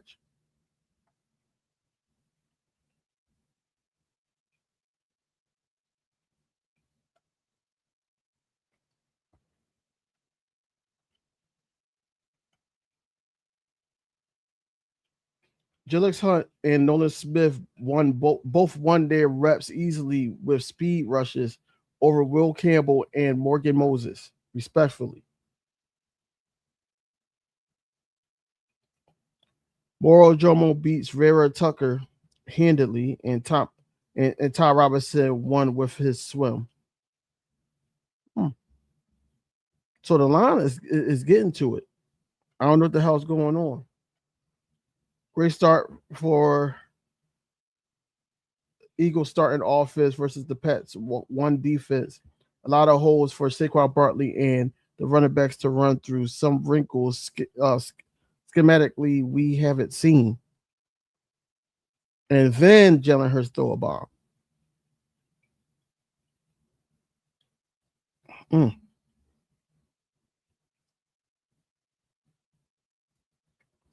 AJ Brown quit on us. He was ready to leave mid-year. He was. I do like to hear Hurts throwing picks because he will learn. Yeah, and that's how you gotta look at it, Andrew. That's all I'm saying.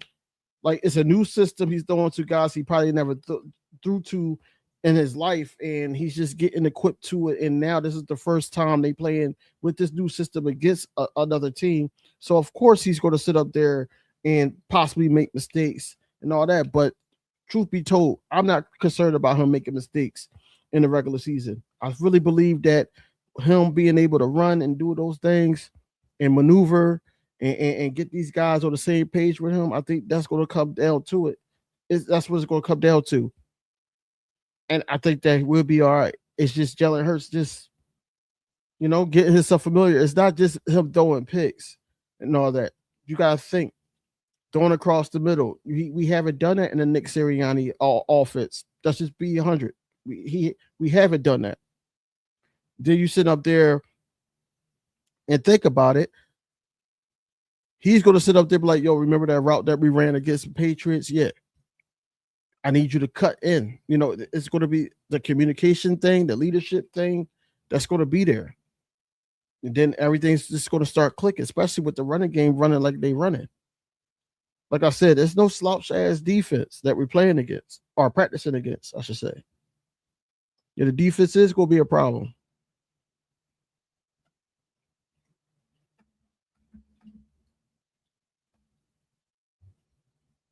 So yeah, I think that this is very teaching. Like, first I looked at it like, oh, this is one of those high standard practices that we go to see where they are, this, that, and third. But this is more of a teachable moment. It's okay to go against your own defense, but this is going to be more of a teachable moment. And I'm happy that the reporters, because they've been at couple practices here, that they seeing things that they haven't seen before. Patriots and Ravens are two good opponents to practice against. Facts. I'm just mad that we only got one joint practice. Some teams got two.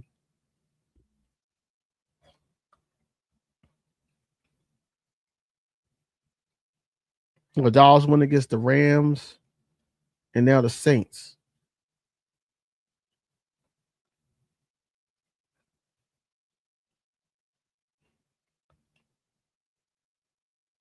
Willie Lampkin name been mentioned a lot. Just this practice is great. Nick didn't have this passive BS when he was calling plays in the building. It also helped us win a championship, so can't be mad at it. Yeah, that's what I'm saying. It's a gift and a curse with that, Jigga. It is. AJ must be getting shut down. I ain't seen no reports. I haven't been seeing no reports either about AJ. Time is it? It's 11:30, right? Or 11:20. Oh, 11:30. Pom Pom said 2 joint practice is too dangerous. Can't keep calling this man Pom Pom, bro. It's crazy. And I'm mad that I figured out who you was talking about without even asking you. Decisive win for the Eagles offense over the pass defense in the first set of 11 on 11s. We already read that. So y'all just copying off each other.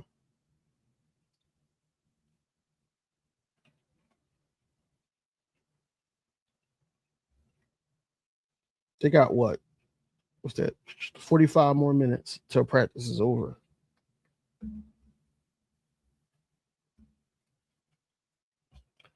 Since Jalen Hurts is learning a new offense, he should play in the preseason. But see, I don't think that's going to happen. Or if we have 2 consecutive days like this, then I think that the offense should play, or some of the people in the offense should play. If we have 2 consecutive days like that, Saturday, some starters on offense need to play. I'm pretty sure that Saquon Barkley probably not going to play, or he may play. I don't know. But I do think that to start, I always said the starters should start. I said that last year. They should play some snaps.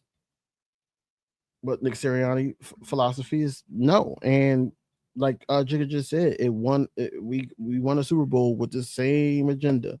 So we can't really just be like, wow, not, we don't know what these guys are seeing from them.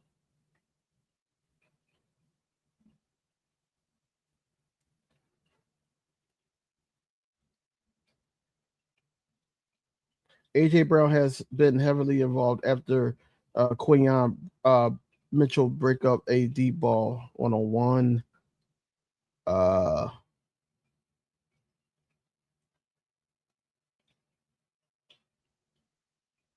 So he beat Mitchell on a breaker, and that deep crosser that he did earlier, but it wasn't really nothing more to that.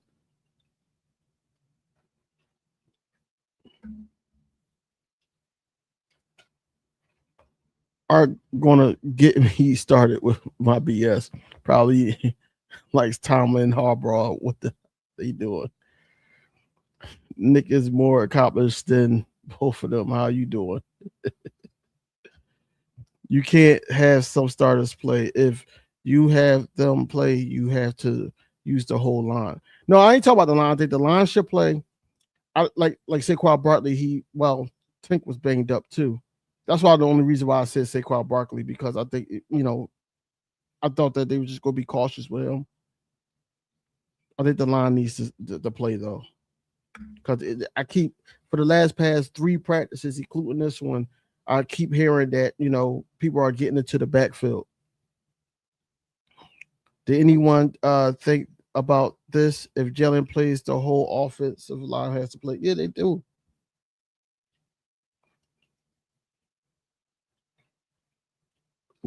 Nick Wanami. Give Jalen Hurts a few minutes, get the timing down in front of a crowd, and see what you have to work on before week one. Right, but I don't know, Malik. I don't know if they're going to sit up there and allow that. I don't know if they're going to sit up there and be like, no, but they don't need to play in the preseason.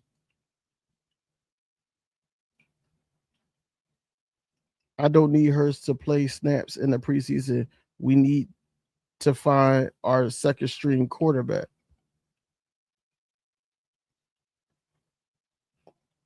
I see what you're saying. I don't like the fact that Tanner McKee didn't start last preseason game. I thought that should have been his time to start. I thought that starting a vet like that, like you really don't know what you got. AJ Brown got 5 to 6 catches already. They reporting on AJ Brown. He not on our squad no more.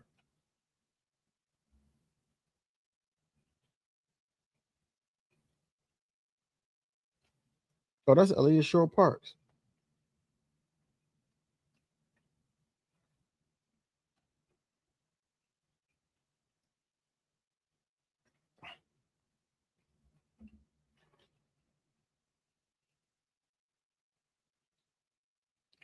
Then people would be screaming about they got hurt. Right. That's a fact.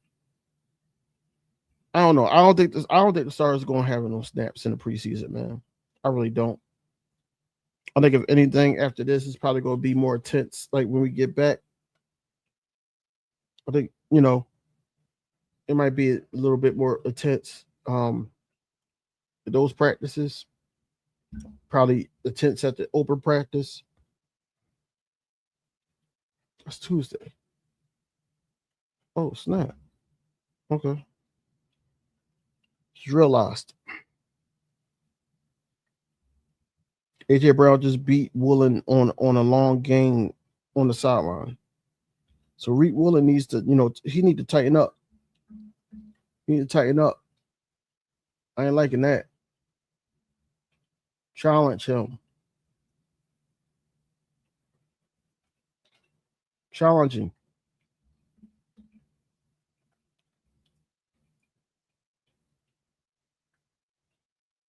That's because Jalen Hurts has gone down in the past. Yeah, he did. He did.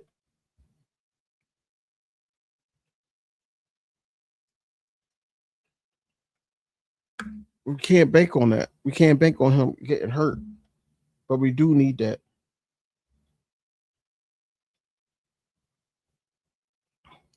Or don't be scared. I go back and forth every day.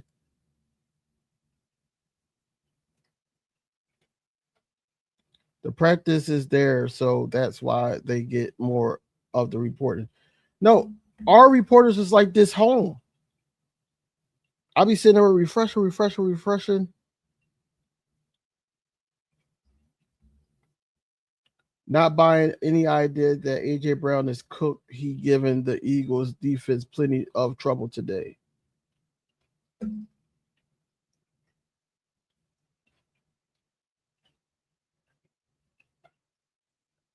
Eagles with a really nice play design. Pressure was coming. Hurts floated back in the pocket and hit Shipley off his back foot for a long gain on the wheel route. That's decent.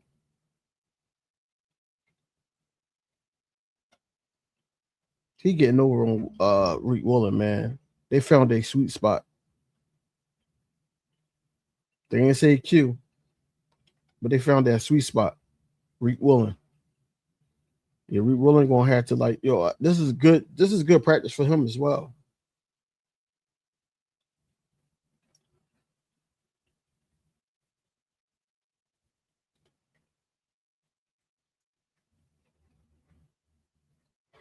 I don't really care about AJ Brown. I only care about what we are doing. No, right, but this is what they're reporting on. This is our reporters and the Patriots reporters. So that's what I'm saying. Like, are they Eagles reporters or are they? What is AJ Brown doing to us?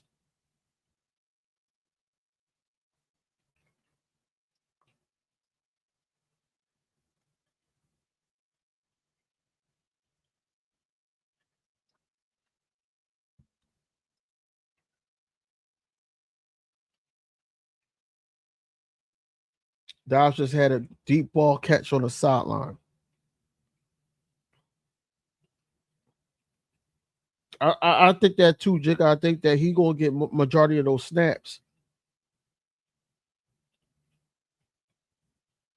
But the practice still going on, but right now, he's giving the secondary some work. I'm telling you that now. I mean, it's AJ Brown. Regardless if you like the guy because he's not here no more, enough like it's still AJ Brown. We just got to tighten up, and I think tomorrow going to be a new day. Tomorrow going to be a new day. You can't change now. Like everybody that I follow as the Eagles reporter is reporting on AJ Brown and what he's doing.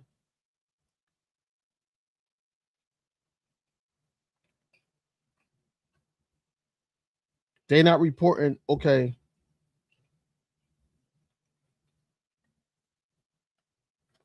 So they was basically saying that he caught the ball over Reek Rolling, but Jahad Cable could have had the sack on May. Because you're not supposed to hit the quarterback. So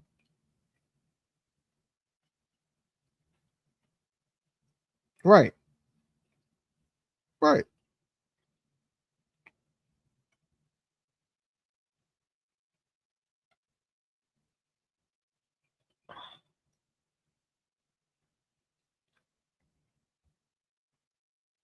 Yeah, Patriots reporting it. Yeah, I mean, they're going to report that, and rightfully so.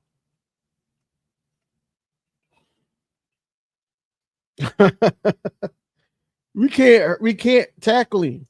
That's the whole thing. That's why he's getting these passes off. Can't tackle him. It'd have been a sack. They said though. Do you think Cole Payton makes the team? And I heard nothing about Wicks today. Wicks got hurt. That's why, Andrew. Wicks got hurt, and then one of the balls that got thrown his way. Pause. One of the passes that got thrown his way, he tipped it, and then that turned into an interception. I know we don't want them to go after Hurts. Right. Right. So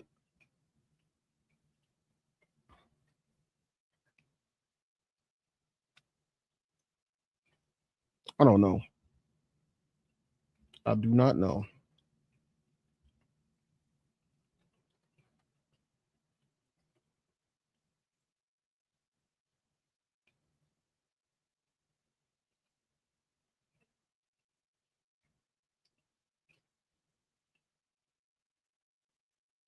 Okay. Credits Eagles wide receiver coach at Aaron Moorhead. You could tell he's been working on the release packages for guys like Dotavian Wicks and Darius Cooper. Both guys have a plan at the line of scrimmage on every rep, which has led to easy separations all summer long. Hollywood Brown is having his best 2-day stretch of Eagles training camp. A reliable target for Jalen Hurts today. See, that's what I'm saying. Like, I'm hearing Drake made this, Drake made that to AJ Brown and all that. I'm not hearing Jalen Hurts having these completions. Y'all just saying that he's having completions. Like, it's almost like an agenda against somebody they report on all the time. That's what get me frustrated, that guys like myself or whatever like that, like, just reporting on like what you see out there, not tweet. Okay, I don't really see nothing against Jalen Hurts. I don't see, but then you give us like he threw the ball 20 something times. I didn't see. If you got them stats, let me know. Like, okay, what was the passes? I need to know these things. Jalen Hurts just hit somebody for a pass. Somebody just did this and all that. No, y'all worry about the big plays, the exciting plays, and that's it. If there's no exciting plays, y'all don't give a damn about it. It's ridiculous. I need to know how comfortable he is in the pocket with this new offensive scheme, and then him basically throwing the ball across the middle, and how he's utilizing his feet to plant on every throw. And then how is that new? Like, I peeped in the video that he had a new lower posture throwing the ball. Like, why are we not reporting on that?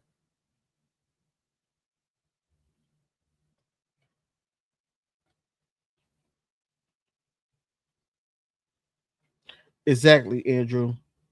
Yes, it's going to look like, oh, they're getting cooked, but then I'm like, some of those could have been sacks. So you really don't know. Like those same like catches in the game versus the Patriots could have been sacks easily.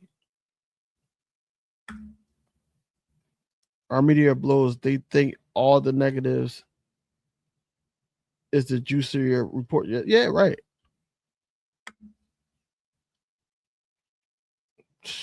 It is. It's trash for us to have this great team because I still think we're a great team. It's just we got to put this thing together.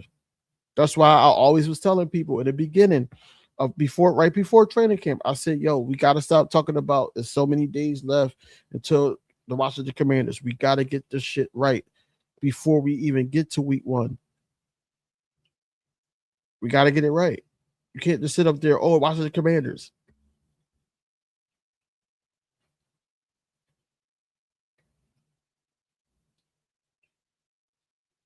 I don't want to hear that shit.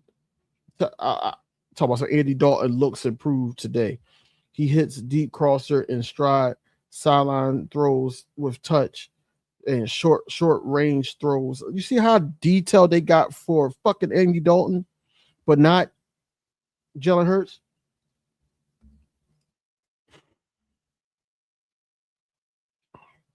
With zip and accuracy.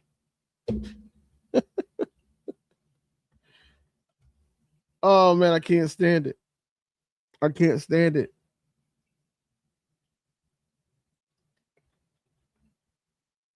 Can't stand it.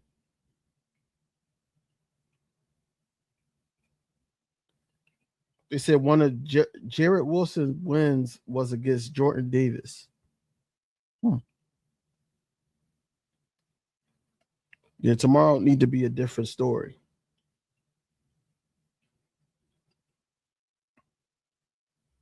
Mussini was court given Andy's in the back. Come on, bro. Come on, bro.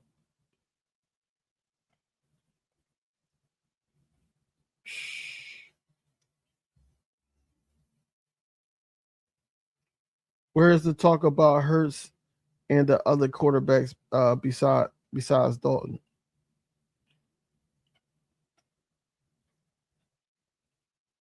They're not talking about them. And that's crazy because they got what? A half an hour left? They ain't gonna talk about them.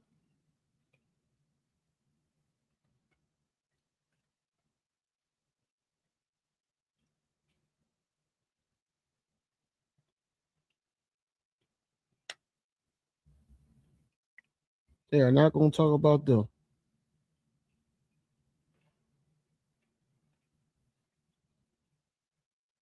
DVB real 3 picks. They're about to do a media murder on my guy. But they've been doing that though. Like the 3 picks was gonna matter. They've been doing that. They're just gonna blow it up to where it's practice. I'm not concerned about.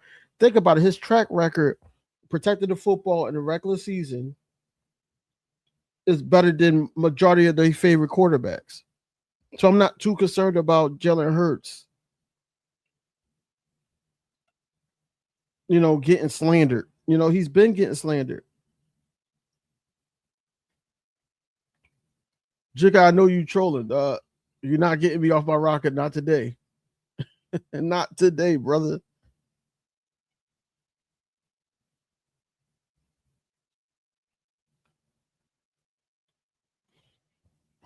There must not really be nothing going on, huh?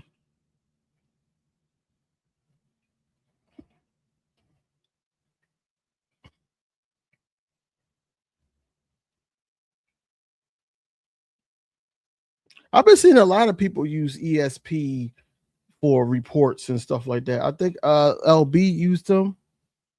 LB used them. His quarterback raise it did what he had to say in some of his videos.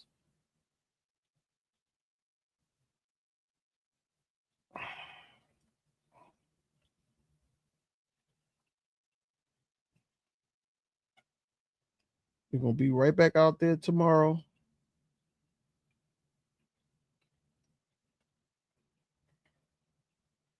Cole Payton just do another pick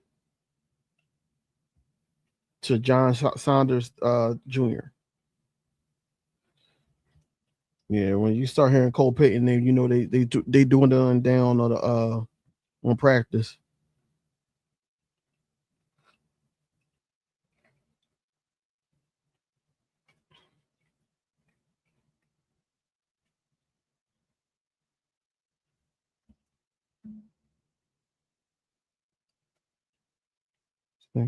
The media talks about Hurts and how many picks he thrown, but where is the reports about how many picks and how May looks?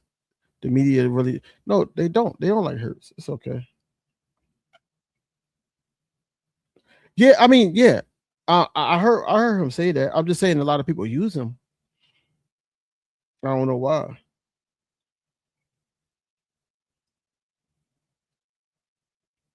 But yeah, he's there. But again, how he would judge stuff, I would probably like me and him can see me and him or me and any not me and anybody, him and anybody that reports on the Eagles and things like that could go to the same training camp and see play two different ways. So if he sat up there and said, "Oh, it could have been a sack," no, he couldn't have because Jalen Hurts is not really trying to get out the way. If Jalen Hurts could run, they knew he could get hit. He would have made something happen like he normally do.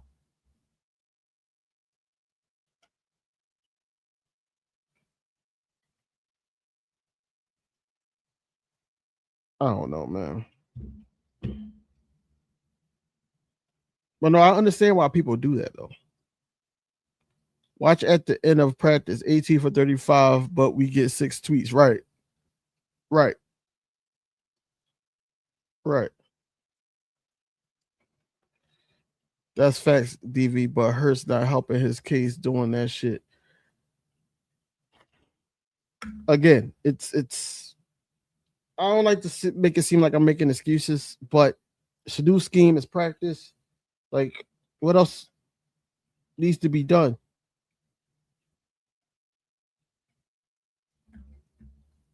I mean, hey, man.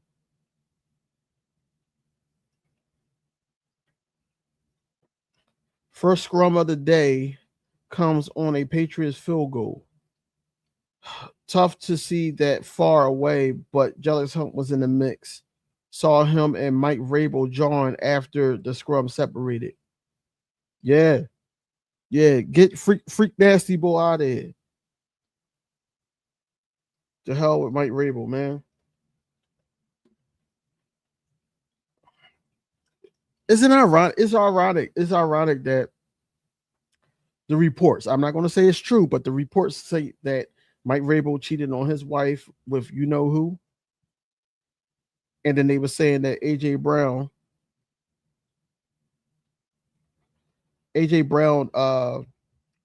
cheated on his wife with the massage chick, the masseuse. So is the Patriots a new type of cheater? Not just in football? Never mind. I think that's ironic though. Jalen Carter, of course, he was in the mix. Of course, Jalen Carter was in the mix.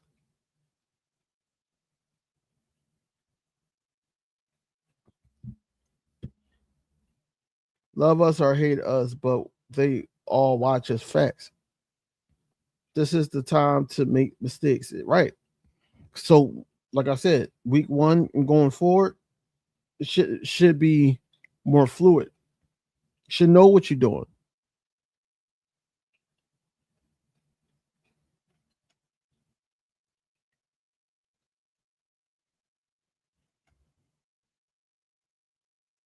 That's a good question, Andrew.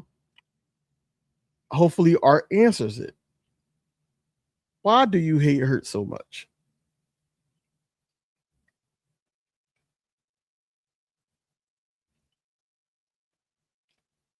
people would like to know, Art. Just like Art didn't really give me a clear reason why he hate Nick Sirianni. Or he disliking.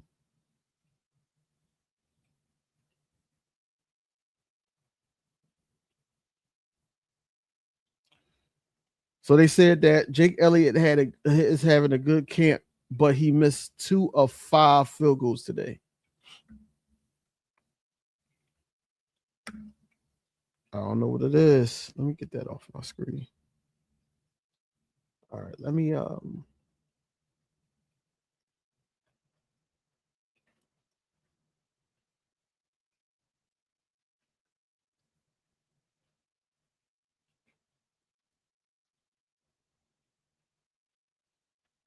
Moro Jomo are in my notes a few times. So Moro Jomo and Jellis Hunt look like they've been having a day. I know they said Nolan Smith was in the backfield. They said it wasn't no pass breakups or anything like that. I know Jordan Davis on a one-on-one, he got beat once by their guy. Calling players out are not hate. I see people criticizing Jake Elliott.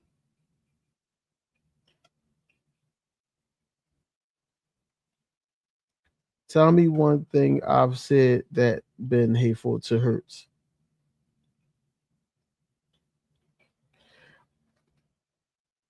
No, we're talking about the last show. Like you just said, well, I'm talking about the last. I can't speak for Andrew, but I'm saying that you saying three picks and then you said Hurts not helping his case.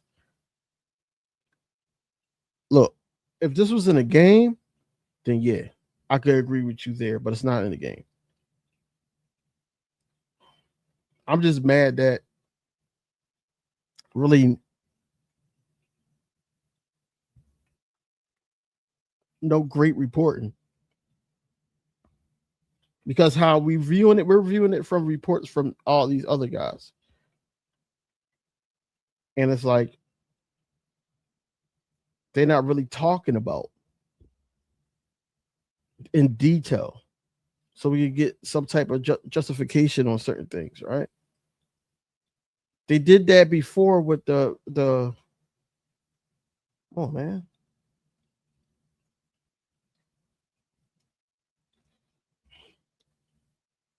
If I don't glaze him, I hate him. No, that's not what I'm saying at all. There's a difference between hate and criticizing him. It is a difference.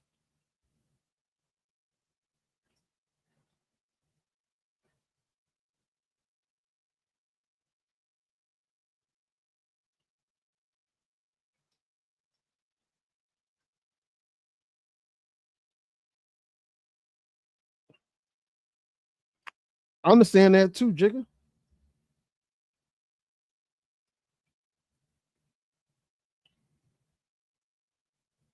But like I said, it's a difference between criticism and hate. I wouldn't say it's the same thing. I would just say that when you're critiquing somebody and all that, it's all about like how Jigga be doing it sometimes. Sometimes he be trolling. But when he criticized Jalen Hurts, it's not hate. It's just you want him to be better. You want him to, you want to see consistency from him. You don't want to sit up there and have the same issues every single year. But throughout all the success that we had with Jalen Hurts and all that, I could say that the play calling from Nick Sirianni and things like that haven't changed really. Just like Vic Fangio said a couple interviews ago, that it was the same scheme. Same scheme that we've been running. But all in all, I think that that scheme kind of hindered Jalen Hurts' growth.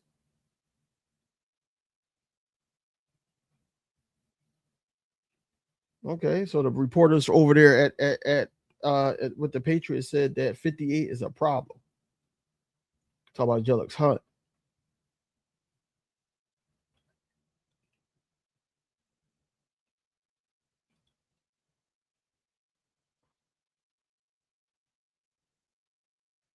So I'm guessing practice is over. This is 12:15. AJ Brown hanging out with the Eagles lineman.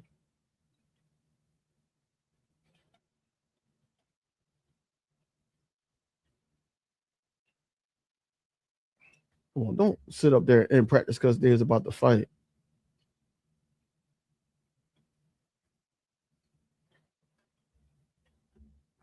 They in all about AJ Brown. These are reporters.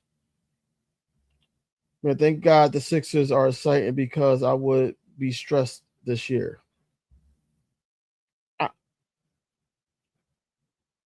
I'm not stressed. I'm not stressed about the Eagles.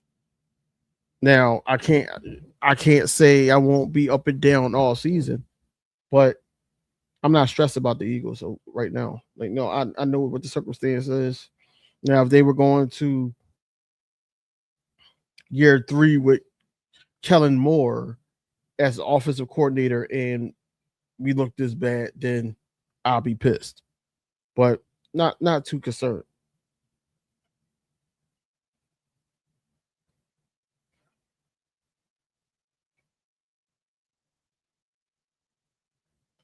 Yeah, practice about to be over. He's sitting there talking to the Eagles players and all. That's what I'm saying. Ain't gonna be no hard feelings. It's the fan base that got hard feelings for AJ Brown. It's not these players.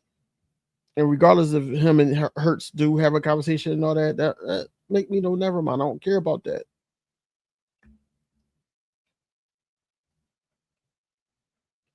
If Hurts was a white quarterback, you would not hear anything about the picks or so much hate.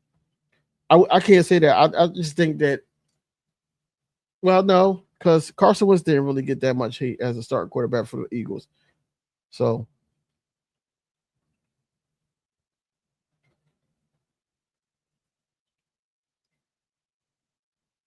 I seen him play at elite level.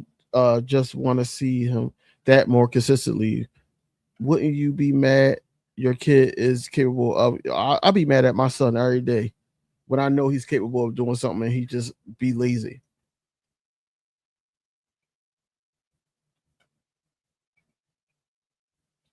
Fred Johnson just got banged up, but he's leaving the field with a trainer. Every starting quarterback, we have the backups better. Yeah, I ain't messing with you. See, there you go. See, I was rocking with you. I was rocking with you, Jigga. I ain't messing with you, bro.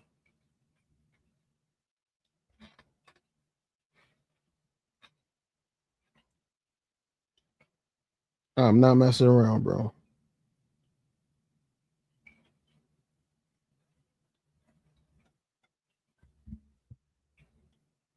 It's okay. We'll be back here tomorrow. If this is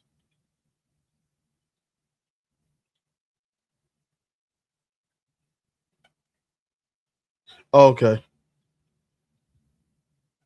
Tiffany says she just want everybody to stay healthy. That's a fact. You know, you don't want it to be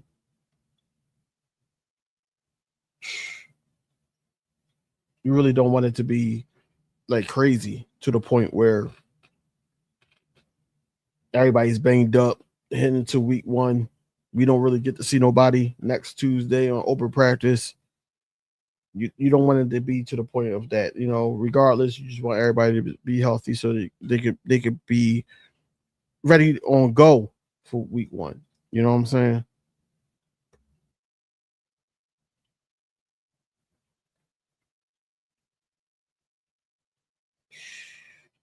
I really do hate our media, man. I really do. Because now you're gonna have a quarterback rating, and then not a good day for the offense, and then but I've been hearing the running game is that's a part of the offense. the O line won their 1-on-1s easily.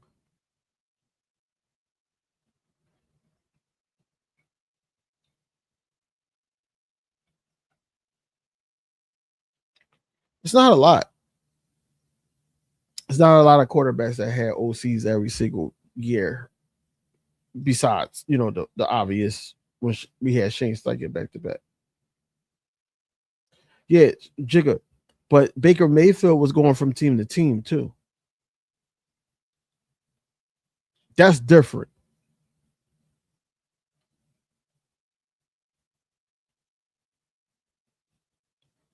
That's different. He was going from team to team. And we can't say that he was successful with each and every coordinator. Because he wasn't.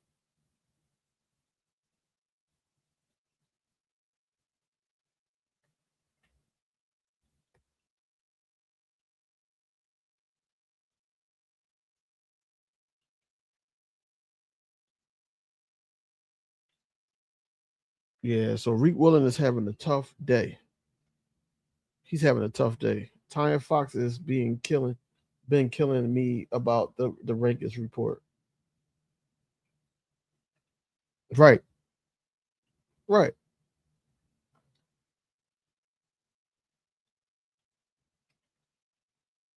Still have to learn a new system. We haven't really changed our verbiage until this year. Right. That's a fact.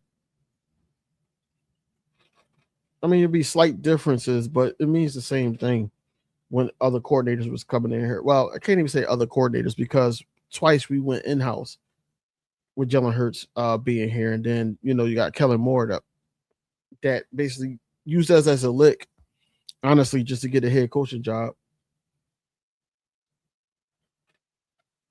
Ty Robinson getting some reps with the first team. But yeah, Reek Willen, he got to redeem himself tomorrow. Yeah, she called out everybody, man. As soon as y'all told me about her, man, I've been following her. Well, not follow her. I got her. I think I got that podcast on my YouTube. When Hurts is in the MVP race this year, I don't want all the haters to give him. I don't want all the haters to give him credit. They won't. They won't. Like I said, it's the obvious stuff, man. Because Hurts right now is damn if you do, damn if you don't. If Hurts sit up there and put the team on his back, think about it like this: if Hurts in 2022 had Saquon Barkley, Hurts would have been in the MVP race like he was, but of course they'd been like, well, we can't vote for him because he has this, this, and this, and this. They're going to say the same thing this year if it was to happen. Same thing, because he got this, and this. It's a no go. We gonna get the other guy.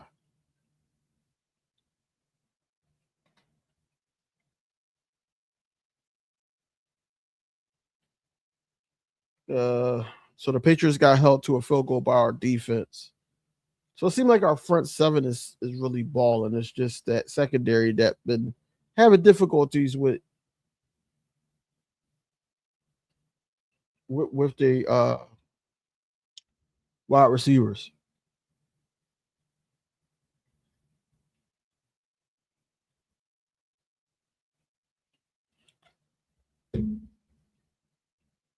It should be no excuses for Drake May though. I don't give a damn how tougher the schedule is. Shouldn't be no excuses. Mac Hollins, Booty, Dobbs, AJ Brown.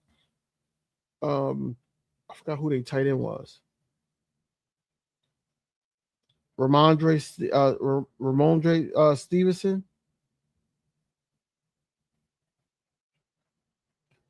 Hurst would have won MVP if he didn't miss games in 22. Damn, I missed that guy.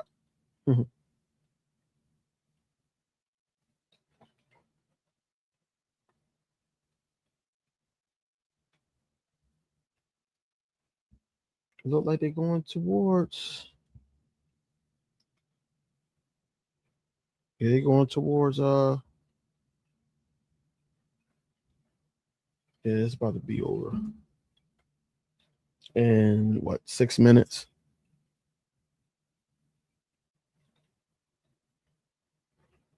Look, they got pictures, they got videos. Of course, they're going to show Cooper the Gene. I am telling you now, my top 3 MVPs this year is Allen, Lamar, and Hurts. I'm calling it now. I want it to be a year, like, you know, a running back or somebody else win MVP.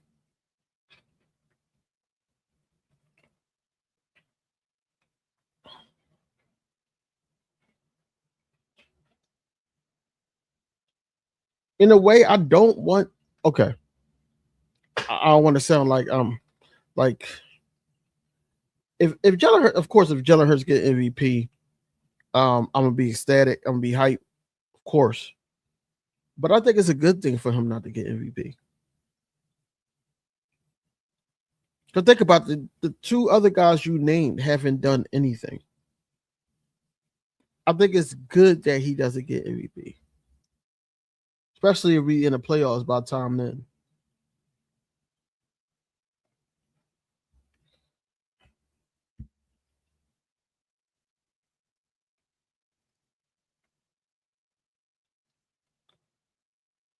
Jalen Hurts has seen a high degree of pressure today. He's just sidestepped Patriots defender Christian Barmore and hit Hollywood Brown for a 3rd and 10 conversion.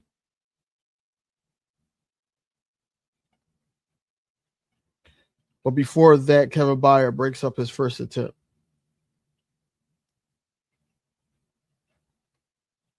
He wins MVP. What does that do? It does something for his legacy. Yes, it does. Especially because he got a Super Bowl and a Super Bowl MVP already. If he is an MVP, then it does something for his legacy.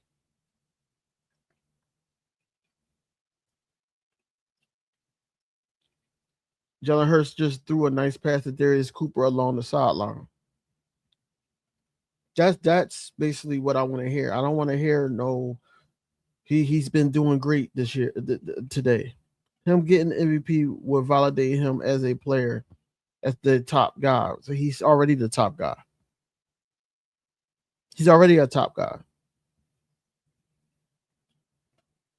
This whole offseason, you've been hearing more about Jalen Hurts and the Philadelphia Eagles than you have the Super Bowl champions. This offseason, he's not a top guy. In your opinion, Jigga, you can say a lot of people's opinions and all that, but we all know what really matters. And what really matters is winning. And he's been winning. And they like to compare him to guys that, like a Brock Purdy or all these other guys that haven't won anything. You can't sit up there and compare him to those guys when it's time for him to show up. He shows up every single time. He's put the team on his back numerous of times. The reason why this offense was the way it was before up to this point was because of him. This is why we set up there was winning games. We had winning seasons. He's not the only reason, but he's a big part of the reason. These blockers had to learn how to block for Jalen Hurts. Jalen Hurts made a lot of guys money.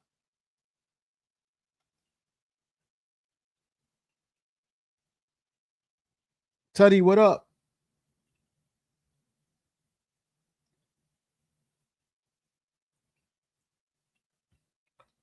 Do I really want to hear what?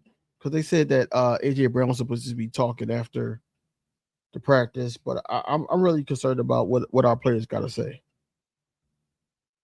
I'm just saying, how is he not a top guy? Why wouldn't you want him to be top player? Shit don't make sense. Nobody said I didn't want him to be top player.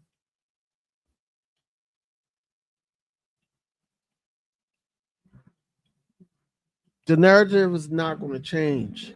There's going to be a lot more haters. That's what I'm saying to y'all. It's going to be a lot more haters. MVP. The Eagles fans going to be, he got MVP. Then it's going to turn to, oh, well, Josh Allen got a whole bunch of those. But he don't have a Super Bowl MVP and all that. Oh, yeah, because he got a team. It's because how Howie Roseman put the team around him.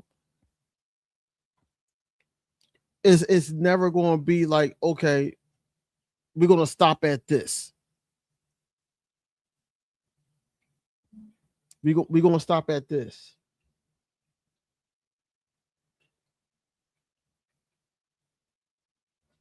He just converted for a two-minute drill. You know what I'm saying? Like he's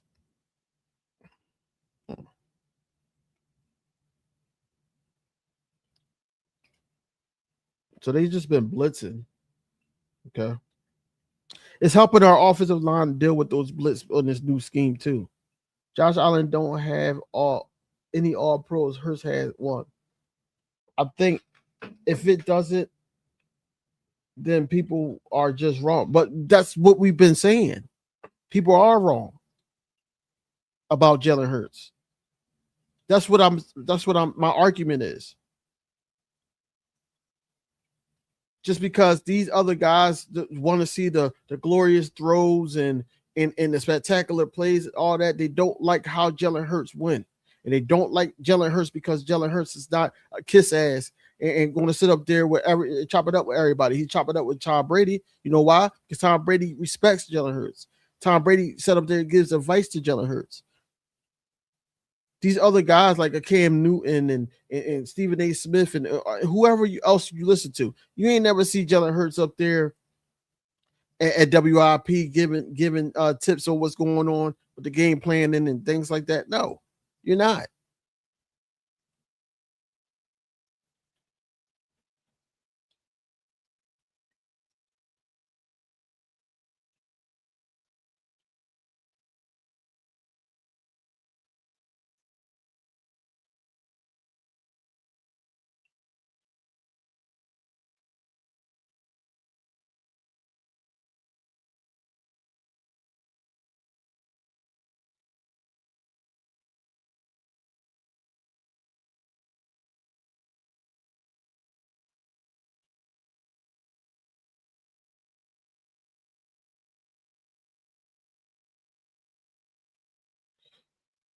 Hurts had 25 touchdowns, 6 interceptions last season. He's going to flourish under center. The center. That's what I'm saying. I'm not too concerned.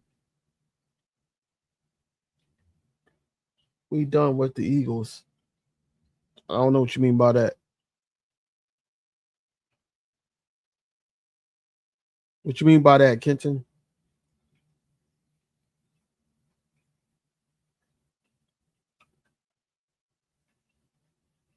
What you mean by we done with the Eagles?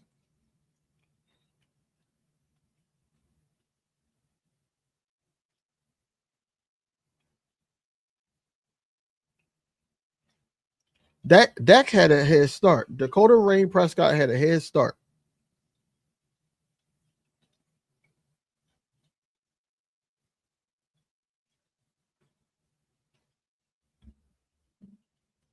The penalty towards the end of practice is crazy, man. And time ran out.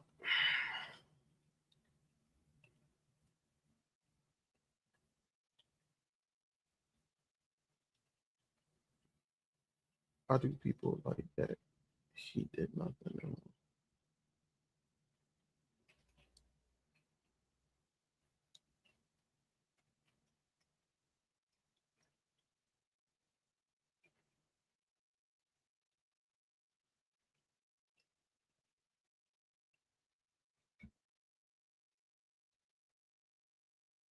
All right, what's going on now? What is going on?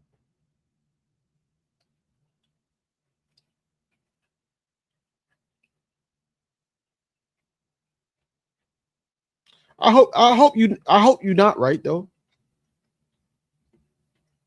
It's over for y'all. Who is your team, bro? How you just come in here? We done with the Eagles. Got to be one of the teams in the NFC East. If not, probably the Patriots. So I did tag them in here. Hashtag them here.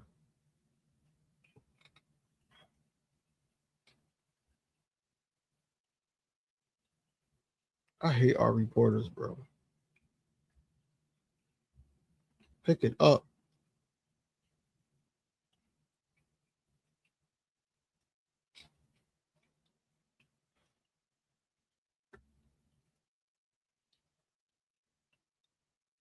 That's a choker. Scored 12 points with his defense. Bellingham out against the Niners. Still don't negate the fact that he's a more skilled quarterback. Oh, God. He's not a more skilled quarterback, bro. He's not as cerebral as Hurts panics in big games. So you're basically saying that Jalen Hurts has the mentality to not get flustered in big games, whereas though Dak Prescott has the more skilled, like throwing techniques and throws and things like that. That's what you're saying.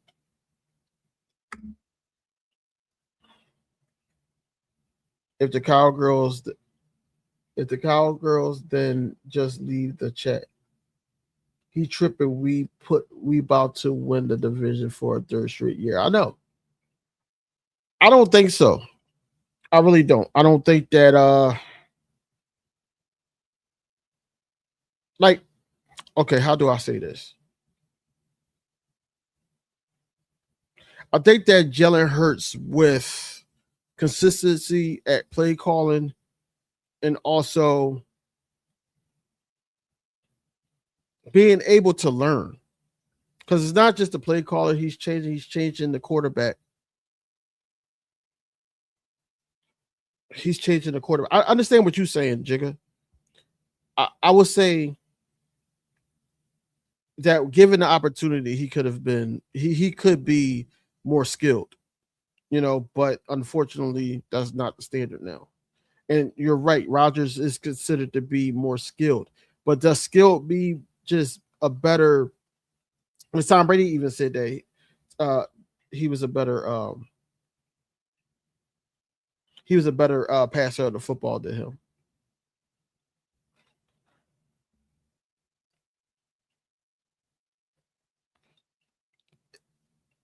If man on leaves this year, if who? Oh, man leaves this year, we should just hire somebody that's strictly trying to be an officer coordinator, just like Vic, who's just want to be that. We can't talk about him leaving right now. This office got to look a certain way for him to even be considered for head coaching jobs. Unless they know something that we don't know, and Nick Sirianni is bumping heads with him in the play calling, then yeah, he might be out of here. Why y'all didn't extend Hurts if he's been so great? Because we don't need to right now.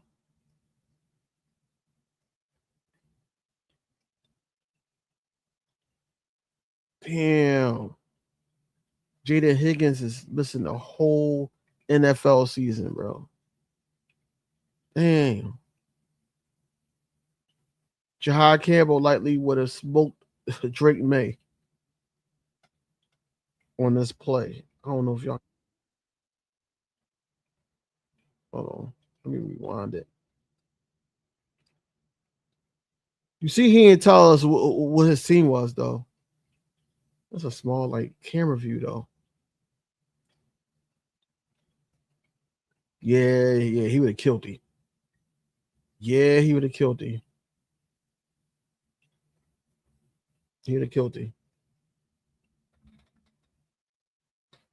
True, but we know the deal. Ever going to get a job or get fired? Yeah. I think that Nick Sirianni job is safe. up until his contract is up.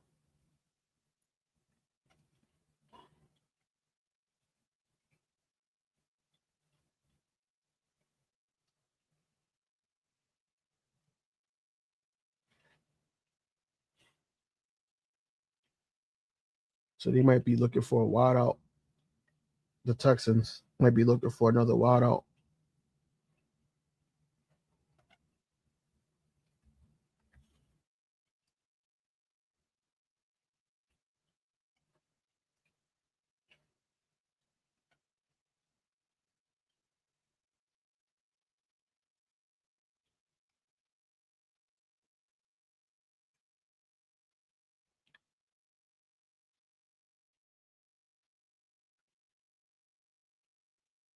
I did the same thing.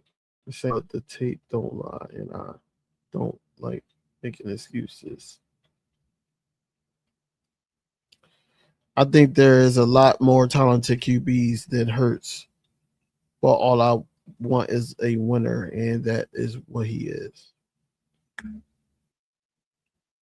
No, it's more talented. It's more talented quarterbacks than shit who we deem the GOAT than Tom Brady or Peyton Manning or shit Aaron Rodgers. They got Patrick Mahomes more talented than Aaron Rodgers. So, and that's just to name a couple.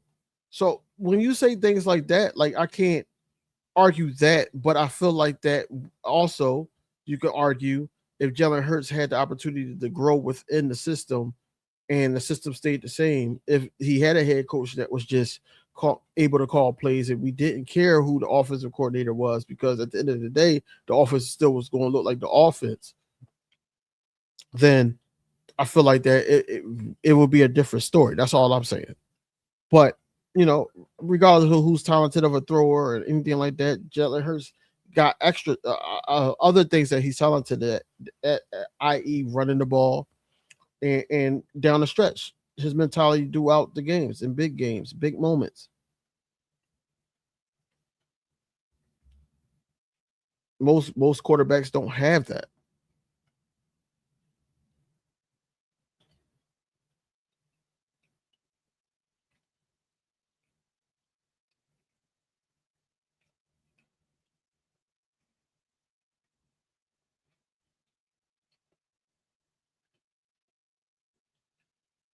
Two hours and 10-minute practice.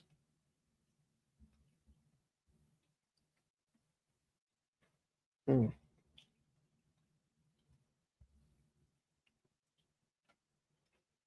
That's nice though. That's good. That is good.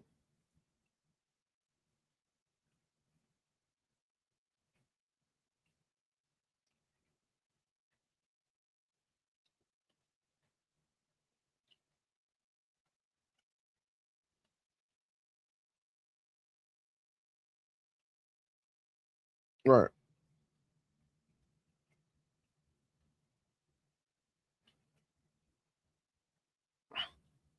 It's a wrap for practice.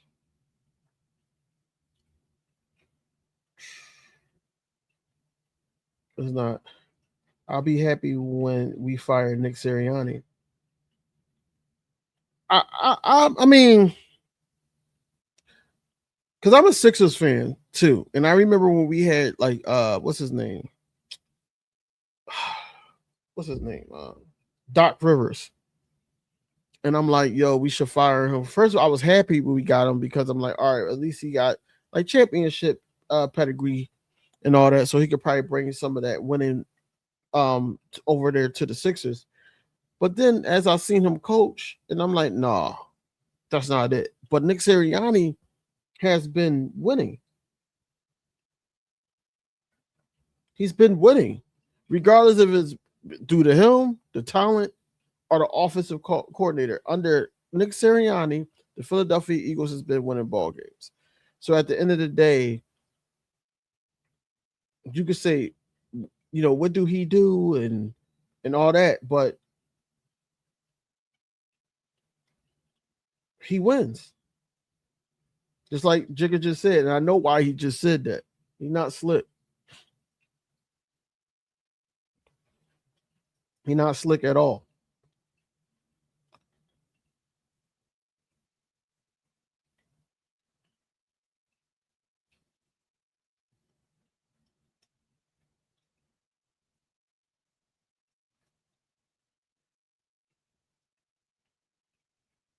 It's talent in Howie.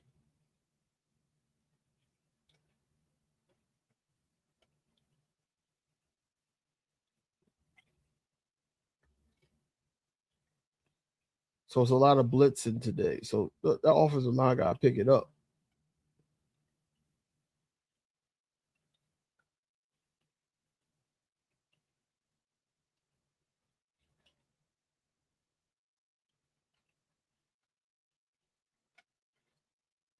At least you get me. I knew exactly where you was getting at. Nick brings the best out of his players. That is why he's still our coach. Like I said, he knows how to motivate. He knows how to get people engaged. He knows how to do those things. It's just when it comes to play calling. Mm-mm.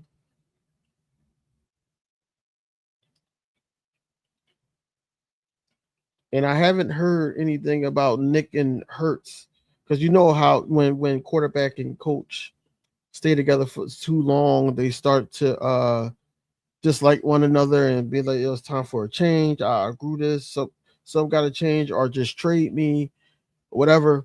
I haven't heard that from Jalen Hurts or Nick Sirianni.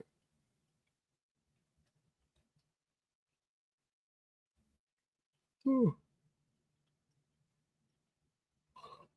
Jalen Hurts get more hate. Andrew, if you want me to answer that question, Jalen Hurts get way more hate than Nick Sirianni.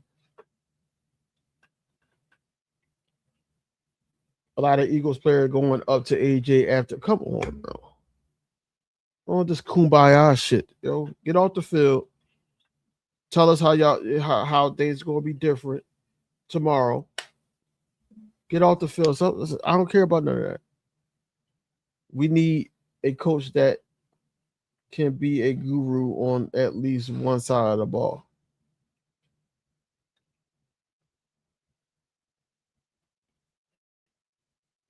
Yeah, I remember that, Tiff.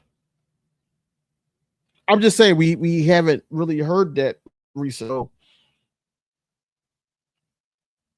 I guess winning it solves everything.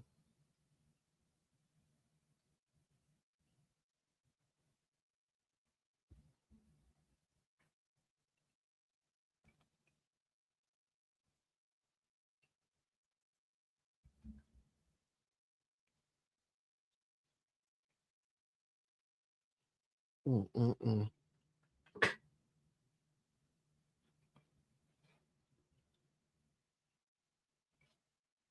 Are the players talking yet? I hate that. A lot of players are. Let's show you.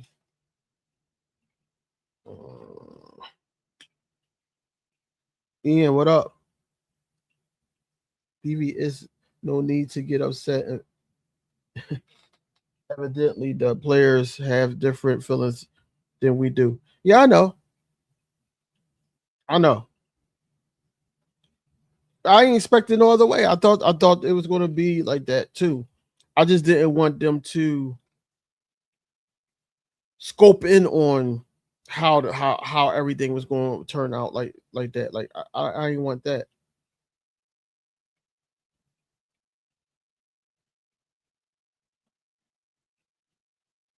Oh, they said yeah, the Eagles players, right? Yeah. Hold on. Let me catch up with the chat. What I missed.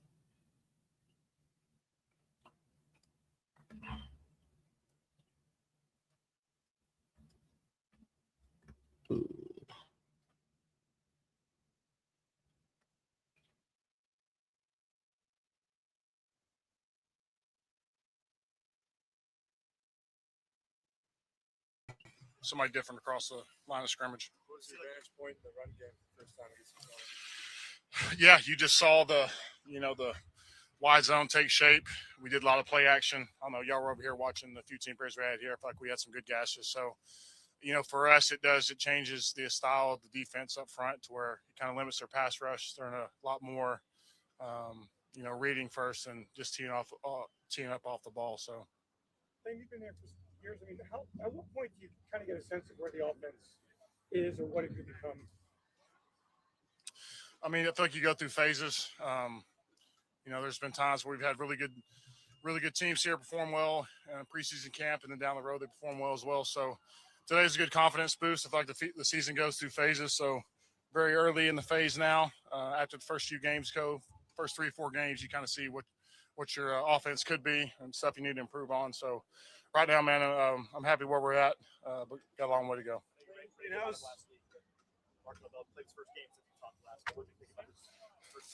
Yeah, man, Markel's doing really well. He's long, he's strong, he's got really good feet, stays close to the ground at all times, really good balance. And the thing about Markel is that he's a good rookie, man. He's a true pro.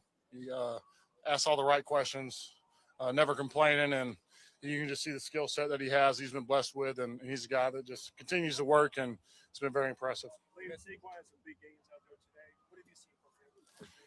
Yeah, he's been doing really well. Like I said, these landmarks here in the run game are wider. It stretches the defense out, so he's got a lot more room to make some moves, stretching from sideline to sideline. So, he made a lot of big plays. We had some good plays in the screen game today.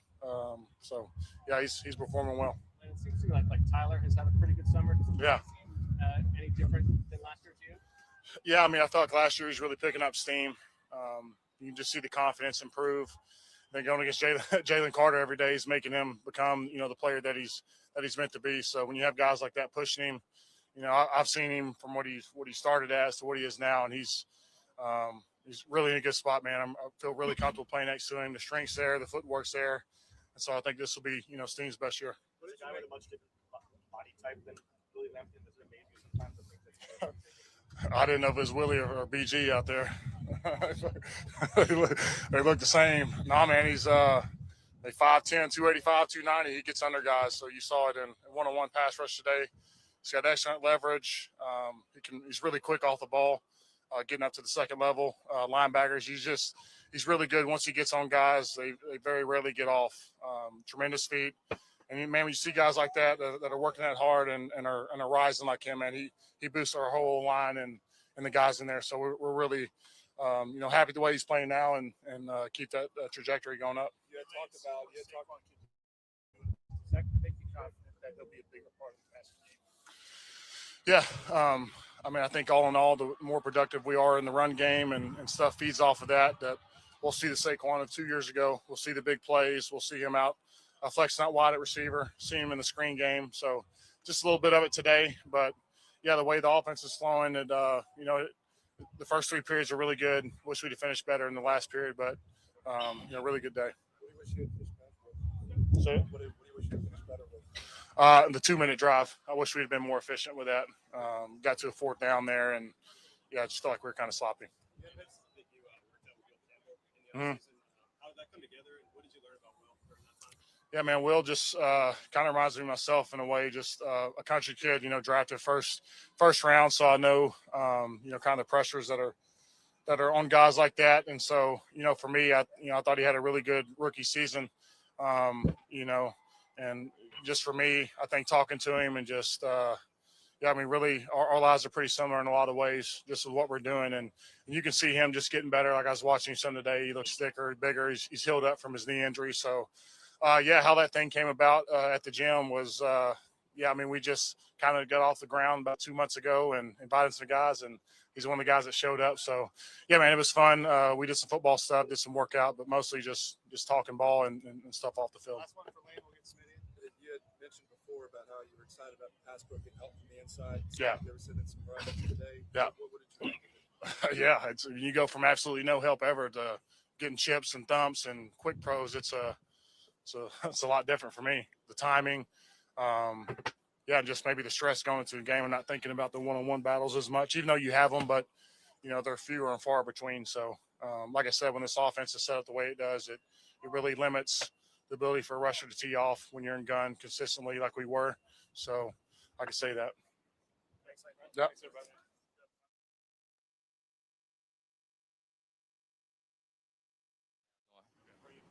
Good. I'm all right. I think we did some good things. I think some things that we can get better at, but I think we're trending in the right direction.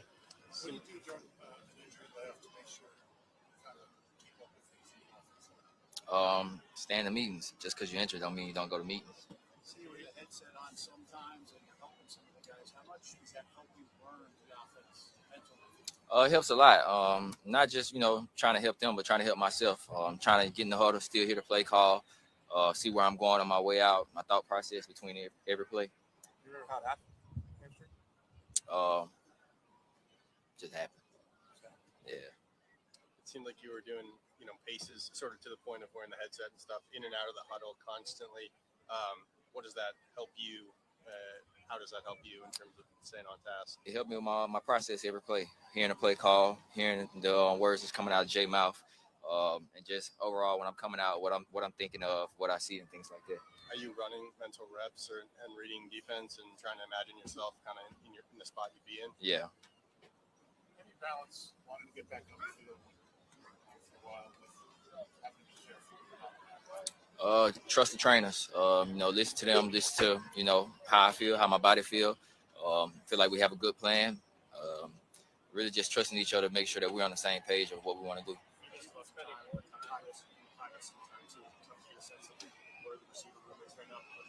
No, I mean those guys. They've been there every day. They've been putting in the work. They've been doing a lot of good things.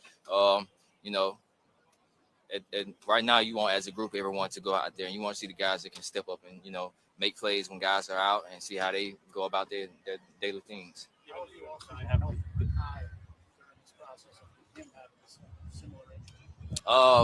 Everybody's different. Some people heal. Everyone heals differently. So I don't know how he feels and things like that. I think he's trending in the right direction, but just little things and things he can do. But ultimately, everyone's injury is not the same. Their body do not react the same way. What was it like? Nah. You probably saw some of his plays though. What was it like watching him play against your defense? I didn't see none of it. I was on the offensive field. Nah, no need to be frustrated. What you see out of Dante today? The guy that I've always, seen him as go out there, win a lot of one-on-ones. The fight that he has in him when he's going in there, he's blocking and things like that. Tremendous leader, guy that wants to be the best version of himself.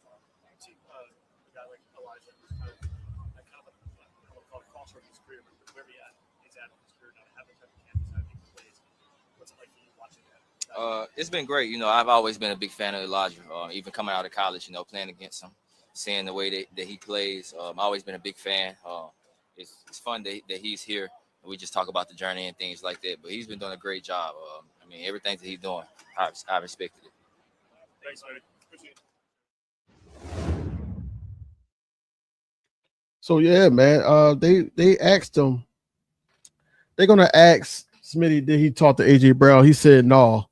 Like, why is that the standard? Like, did you talk to him? Like it's weird. It's just weird to me. I'm sorry. It's just weird to see if guys that used to be teammates talk. Like, look, Smitty is a body scientist or something or whatever the clarification is.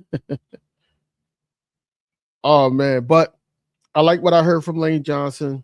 I like that he said this could be the best year for Tyler Steen. We're gonna need that. It's a learning process. It's a learning process for us to just even be in a joint practice. Like I said, the patch is on a second joint practice. They on a second joint practice. I think the Cowboys is too. So we want to get one of these. We want to get one of these. I don't know if it's because our open practice is so like late to the point where that is competitive a little bit. Not too much, but it's competitive.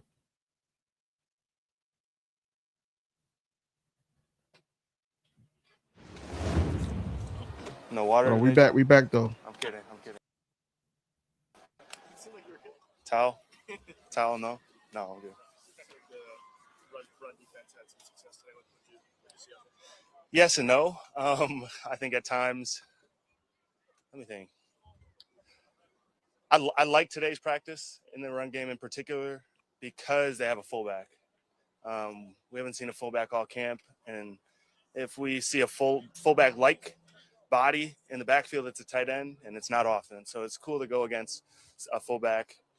Something you always see a couple times a year, and got to be prepared for it. Talked to AJ at the wrestler about being on a wheel route for the first time in his life.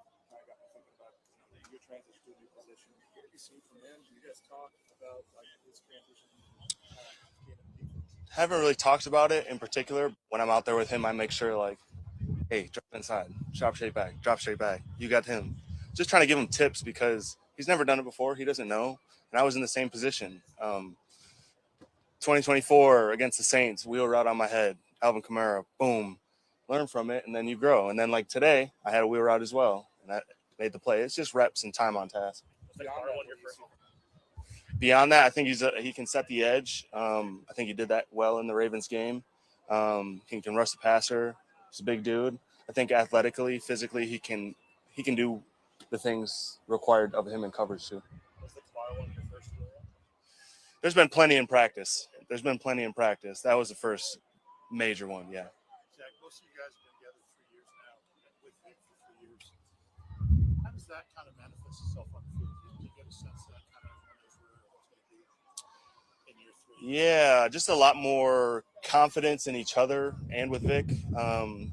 In certain situations, I almost know what he's going to call, which is kind of cool. But then having chemistry between the guys and him giving feedback to our position coaches giving it to Vic. Vic puts a lot of of the cover stuff in our hands, how we like to play it, how we want to play it. It's up to us, and it's cool. Jahad's been used as a blitzer pretty frequently in practices that we've seen. I know that Kobe did that a lot. What do you like about Jahad's athleticism, ability, that's going to make him an effective blitzer like that? He's big. He's a big dude. He's an athletic dude. He can do it. I can do it too. If I want to steal blitz from him now and again, I will. But he's a good blitzer. What makes someone what are the keys to being a good blitzer as linebacker? Good hands, good feet, head movement. You got to have a little shake, a little wiggle, a little sauce, as BK likes to call it. Anything else? Cool. Thanks, Zach. That was quick. So yeah, because Jalen Hurts is supposed to be talking too. I don't know. Right now, AJ Brown is talking over there, and of course, our reporters are over there listening to what he got to say too. Well, ESP is over there, I should say.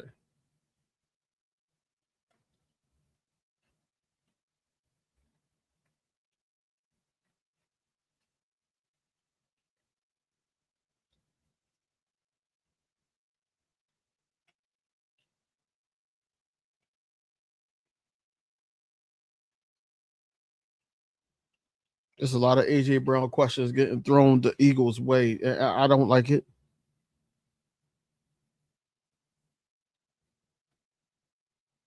They asked AJ Brown the question, y'all. Yo, I hate reporters, yo. Like has AJ Brown talked to Jalen Hurts since the trade? He said no, and he just left it at that. Leave it alone, y'all. Leave it alone. Give a damn if they talk.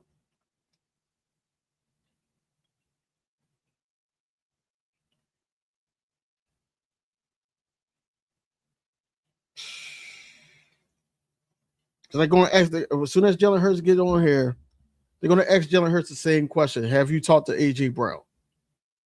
They're going to ask him the same exact question. I hate it, bro. I hate it, man, because at the end of the day, it don't matter if they talked or not, bro. They not cool. They're not cool as they once was, and that's fine. It happens. People grow apart. I don't know, man. I don't know.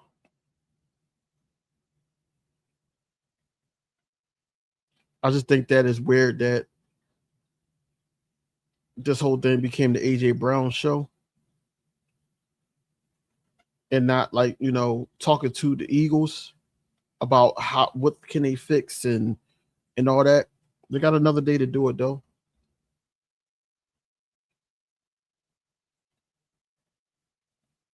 They got another day to do it. So once after tomorrow, then they get I guess the rest day, and then Saturday is the game. And I will be going live doing a live play-by-play on that game, even though we already know that the starters are not going to be playing. They are also going to ask Hurts about his picks today. Probably. I'm just waiting for this screen because I got two screens. So I'm waiting for this screen to pop up, and then I'll pop it back up on this screen for everybody to listen to. But so crazy. Now it's a crowd around AJ Brown. They're gonna talk to Jalen Hurts. They not gonna talk, bro. They not. The only thing that would probably hurt Jalen Hurts, and it would hurt me too, is if like a child that knows that that's her guy that she tries to run over there. That's gonna hurt. But he's probably gonna keep it like, hey, what's going on? Da-da, and that's it. But that would hurt because he used to picking her up and doing all that.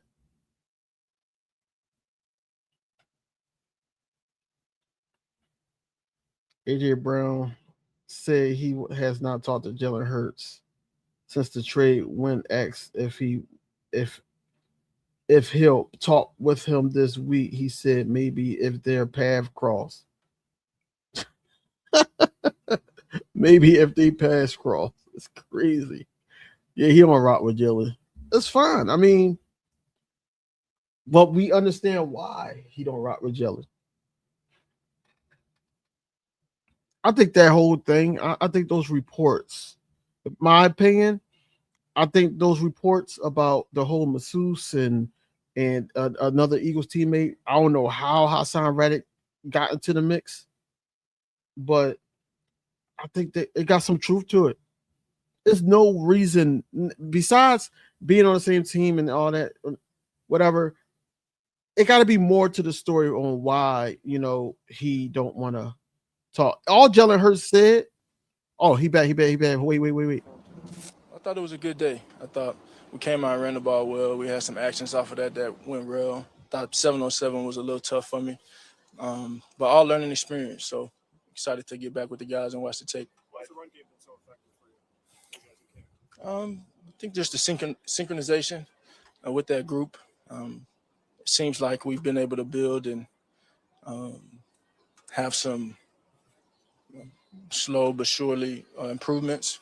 And so we just want to continue to build in that area as well as every other area. That's a really good unit, and they've played a lot of ball together. Lane Johnson was talking about how you can stretch the defense out a lot more. Yeah. How much do you think that helps open up a lot of things with the offense? Well, I think it just, I just think everybody being on the same page really is your most important thing. And I know they're getting new coaching, new philosophy, and a bit new fundamentals with that, but I think it just comes down to everybody being on the same page in the run game, and that carries over through all phases of the offense. Say again?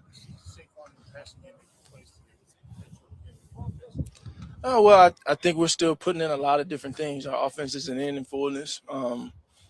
Came out here and didn't necessarily game plan for the team, more so treated it like a regular practice. And so I think it was cool to see some of the raw and unscouted looks, if you will.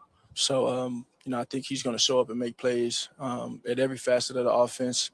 Ultimately, we're just trying to figure out our identity and what exactly we want that to look like. But obviously, it starts with the outside zone and in the run game. The deep ball you hit with the unscouted look stuff too, the wheel route where you hit Will Shipley. Yeah.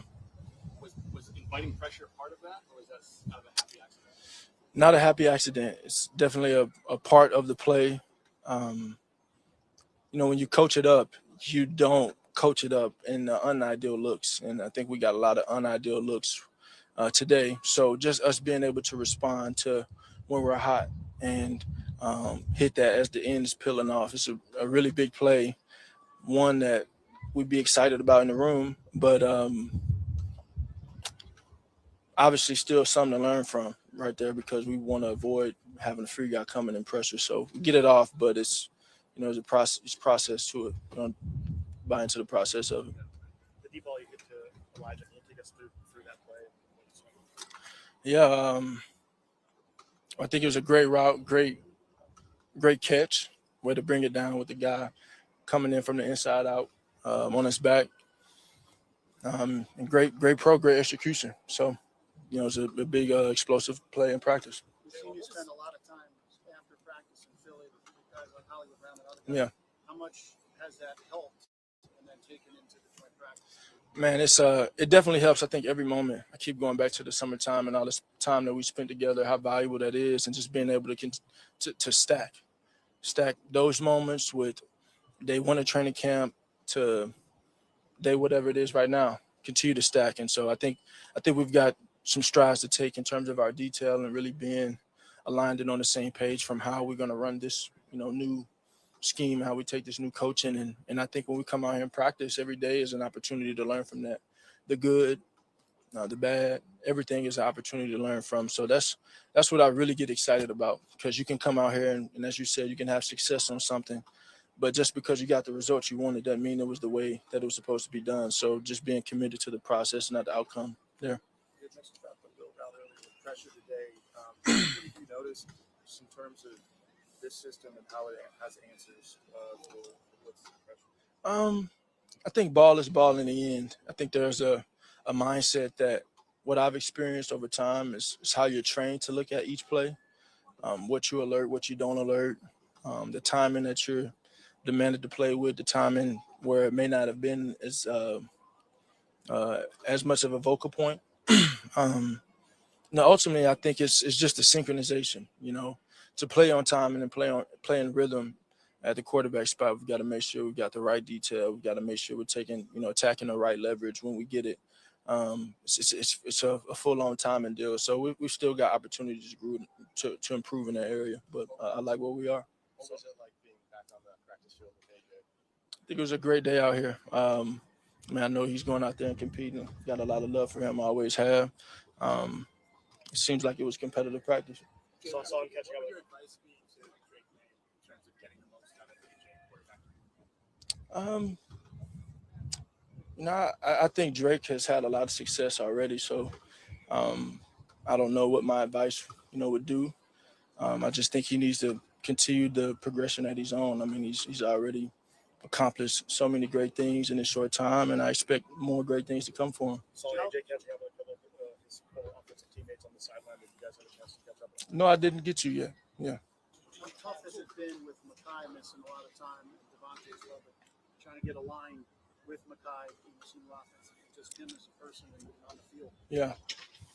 It's a challenge. It's a challenge because he's not out there getting the actual reps, but just being intentional with the walkthroughs, being intentional with the moments we have, off the field, after practice, as you see, all those things come into play when you're talking about trying to build that chemistry. Jalen, is having a new coordinator, new voice to learn, is that becoming usual for you? Have you kind of learned how to? It seems like every year you just have to.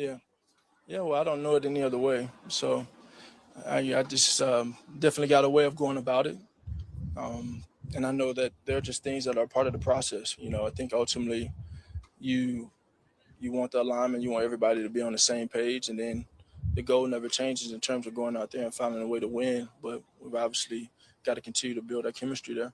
From your perspective, what does Quinyon do especially well? And I know it's not the best question to ask on a day of joint practices, but how does he challenge you in practice? I think he's a smart corner. He's fast. He trusts his instincts. I think he plays team football at his position, right? He knows what his front seven is capable of. I think he has confidence in his teammates from how he plays the position on an island often. And I just think being able to compete with that, being able to test that every day at practice, it gets me better, it gets us all better. everybody that lines up against him. So it's something that I value a lot. His talent. Different places to indicate, certain memories. If you think back to your last joint practice here, how are you different as a quarterback? How are you better as a quarterback than the last time you were here? I think I've grown. I've matured. I've had a lot to learn from since. As a leader, as a player. And all, it's a bit of the same approach in terms of adjusting to a new offense and getting on the same page with Coach Sean and the OC. And, I think that's always been my focus to any and everything through any sense of noise, adversity is and triumph, right? I think having a laser focus on the team and improving and learning the game and being the best that I can be. So I can't really take a step back and, say one way or another. It's just I'm still on the process and the journey of improving. Okay, thanks, y'all. Thank you. So yeah, man, that was QB1. That was QB1 telling it like it is, and basically all in a nutshell what I've been saying. There's a learning process. He's basically using this as they still got to gel, timing, and being able to be synchronizing with the wide receiver group and all that. Like that just comes with time. It comes with time, man. Voided, what up? EC1, bro. EC1. Like, come on, man. Like anybody that shook his hand, like, bro, like he did the Eagles dirty and all that. I get it, but he still had he really still got the relationships over there or whatever like that. They all professionals at the end of the day, man. There's no hard feelings for certain guys, I should say. You know what I'm saying? For certain guys. Just like how you just seen, like, it was the animosity question towards AJ about Jalen Hurts. Jalen Hurts answered it. I still got a lot of love for him. He was competing or whatever like that. Like he didn't know. He knew it was going to come. That's why he smirked, but he didn't understand the question about Drake May. You seen it in his face, his mannerism. He was like, I can't really give him. I don't know what Miles would do, but so if that was the case, EC1, you going to trade the whole offensive line? You're going to trade the whole offensive line because they shook his hand. It doesn't make any sense. And then what you said about Cam Jurgens, you got to forget. People forget so much of yesteryear. It's so crazy to me. Cam Jurgens is one of the best centers in the league when healthy. And then he put his boy is crazy, man. He's put his body on the line for the Eagles. I cannot go against that. Last year, I just thought that they rushed him back too soon. And then he came in the game, got a concussion, and he tried to play through it, but he couldn't. But yeah, I think that, just looking at it as you hate AJ Brown. Okay, that's your prerogative, but I'm not trading somebody because they shook hands with somebody else, man. This ain't we not a part of no gang. We fans of the football team. We fans of the players that plays for the football team. You don't have to be fans of AJ Brown no more. Cam Jurgens is good. At this point, I don't care what they saying. They act just like the Arlington fans. Tiffany, like, man, no, I'm not doing that. EC1, come on, man. Sometimes you gotta separate yourself from what occurred. Do we like how it all went down? No, but at the same time, man, you should know. You should know that that's not the way to move, man. We still gotta worry about us. I don't understand how people want to see their own players downfall. It's sickening. Just because facts, Tiff. just because one of my friends beefing with someone don't mean I have to beef with them. That's a fact. You know what I'm saying? That's gang affiliation mentality. You don't have to get down like that, man. But I like what Jalen Hurts been saying. I like the fact that he didn't really feed into the negativity and all that. He just basically talked about. He said he took accountability. That's something that a lot of people said that a lot of these other quarterbacks don't. He took accountability. He said he didn't have the best 7-on-7 today. 11-on-11 was different. Red zone situational play calling was different. But 7-on-7s, that's where those interceptions came in at. So he says it's a learning curve for him to the point where they get that right. And I'm pretty confident. I'm pretty confident in that. Hell, if you take up EC1, come on, it's not about AJ Brown and relationships with AJ Brown and all that. Smith said no because he's probably not even focused on that, or he's probably got an issue with AJ Brown that we don't even know about too. We don't know.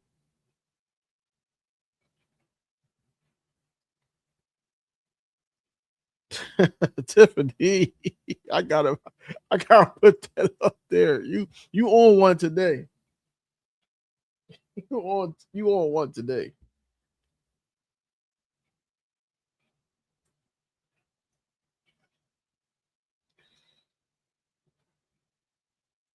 So far, I like what I am hearing about the old line, and if someone gets hurt, B have players to replace them this year. Yeah, we do.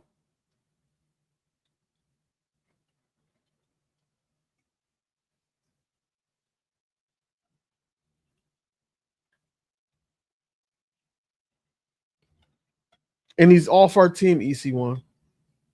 He's off our squad, bro. You get rid of the problem. You don't sit up there and just be like, screw that dude, man. Like, you can't do that.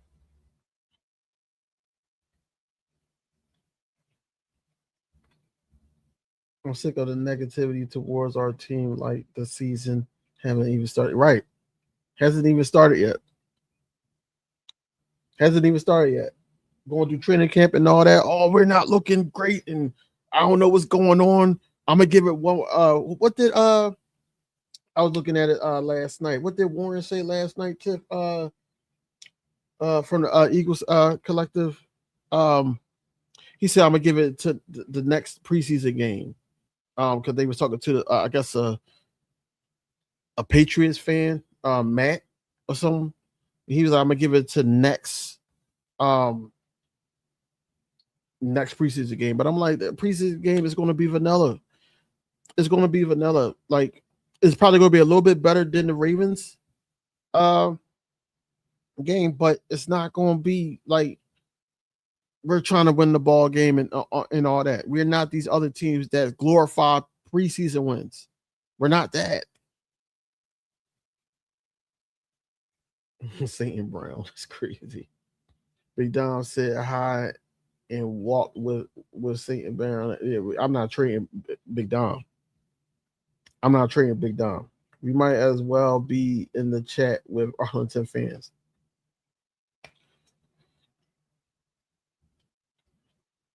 It's insane, dog. It's insane. It's really insane how people just like, yeah, you mad as hell on how it went down, but you get over it.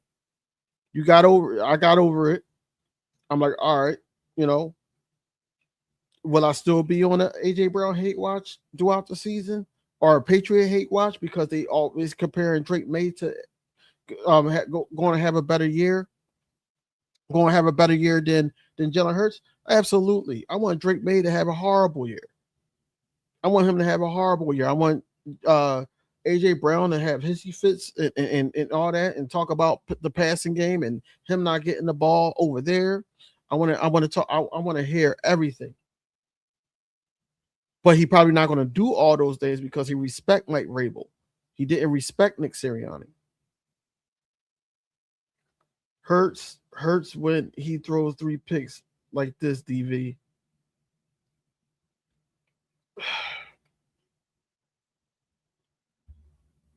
again, it's practice. If this was a regular season game, then I'll be frustrated with you guys about him throwing 3 picks in a regular season game. But not in practice, bro. Because I don't see anything. I don't see anything more than anything less about what those 3 picks mean for Jalen Hurts going into the season. Do you think that he's going to throw a lot of picks in the season because he had 3 picks today? Or are they still learning a new system? You just heard him talk. We just heard him talk. He took accountability for the 7-on-7, and he sat up there and said that it's come with timing and rhythm, and they got to be able to sync together and all that. Why are we still talking about these 3 turnovers? Because now what's going to happen? What's going on, LY Yappa? What's going to happen is fans like you. What's going to happen is fans like you is going to be on Twitter or wherever, and then they're going to see that, blow it up to the point where, oh, he had 3 interceptions, and now that's just giving more bulletin for what them to have. It's just practice. Imagine if this was regular season game, then that's different. That's what I'm saying. It's different. It was regular season. Are you frustrated? Yes, because I don't really see. I can't see what these interceptions look like now. A couple of interceptions this offseason from Jalen Hurts, you got to hear like, oh, it was because it was a miscommunication.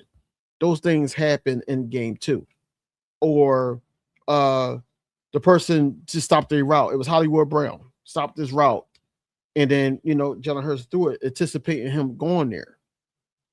We want Jalen Hurts to make more anticipated throws. That's what he was doing. He was anticipating his. They didn't never say Dontayvion Wicks on that route that Jalen Hurts threw the interception when he tipped the pass. They never said he threw behind him. That's what I get frustrated about in practice. Not, oh, he threw another pick, and I'm like, yo, like, I need to know what's going on. It doesn't help either. You don't have your wide receiver 1, and you don't have your first round pick out there. It doesn't help when you don't have that either. I want to see how it looks with the top guys out there. They are given no context when they write these tweets. That's what I'm saying, Tiff. That's what I get frustrated about. Him having 3 picks, yes, you don't want that in a regular season game, but if it's a practice of him learning a new system, him sitting up there trying to get everything like aligned with the wide receiver in the passing game and all that, I'd rather him make the mistakes now. This is a rough draft. This is just a rough draft. You go into the regular season in a couple weeks, we're not going to see none of that. You know why? Because now teams can hit him, which means all he's going to do is scramble left, scramble right, lean on a running game and all that. It's all situational plays that a cornerback seen before. But again, I guarantee tomorrow is going to get a little bit harder because I guarantee Christian Gonzalez is going to be out there tomorrow. I just hope that Smitty is closer to getting out there tomorrow than still being limited.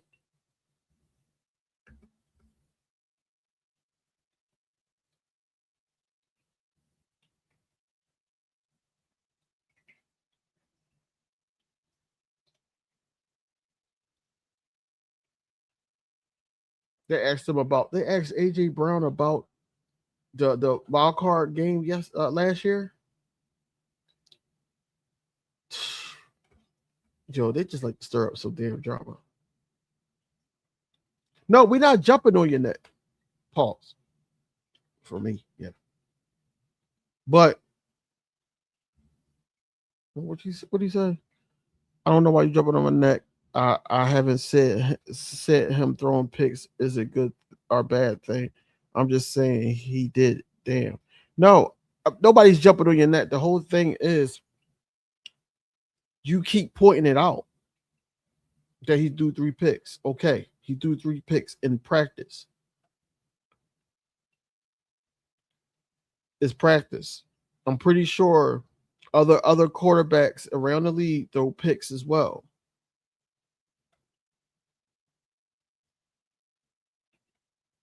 Yeah, I see that void.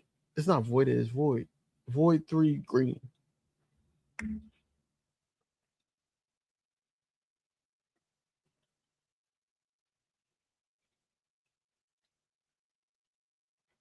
It's beyond me.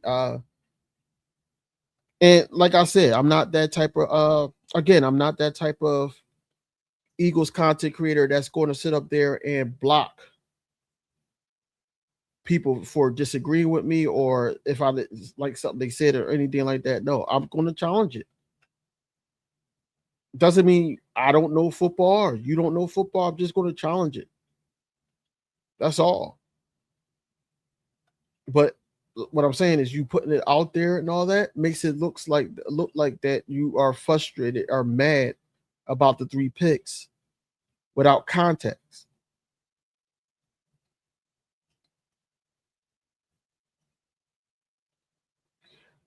Jigga, right on the nose.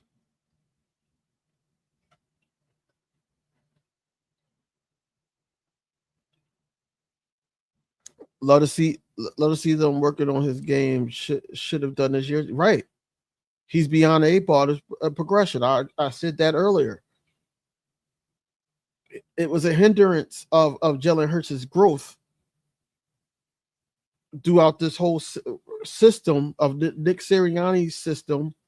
Whereas though that now he's going through something, now he's behind the 8 ball, like you said, and it's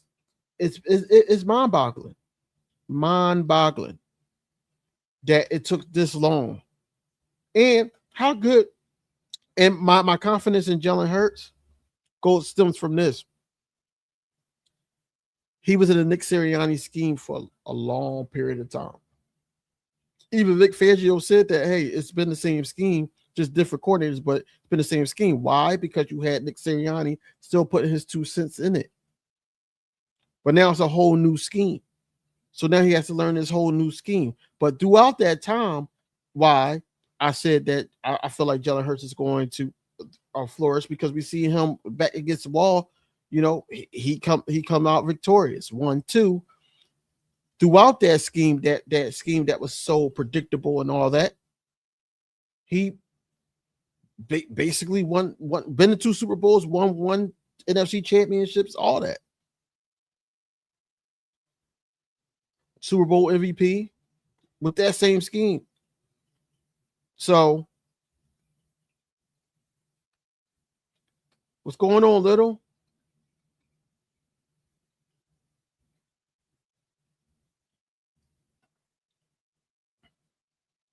That's all I'm saying. Doesn't mean that we think you wrong, even though some people might disagree, and that's okay. That's what football conversations is about.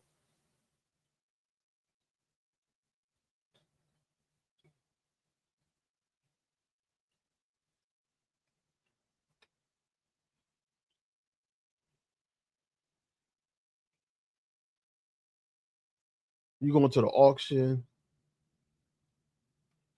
and you going to the Phillies game? Yeah, let me know. Hopefully, man, we can make a push. Phillies can make a push. Little. They won 5 games straight. Let's see what we can do.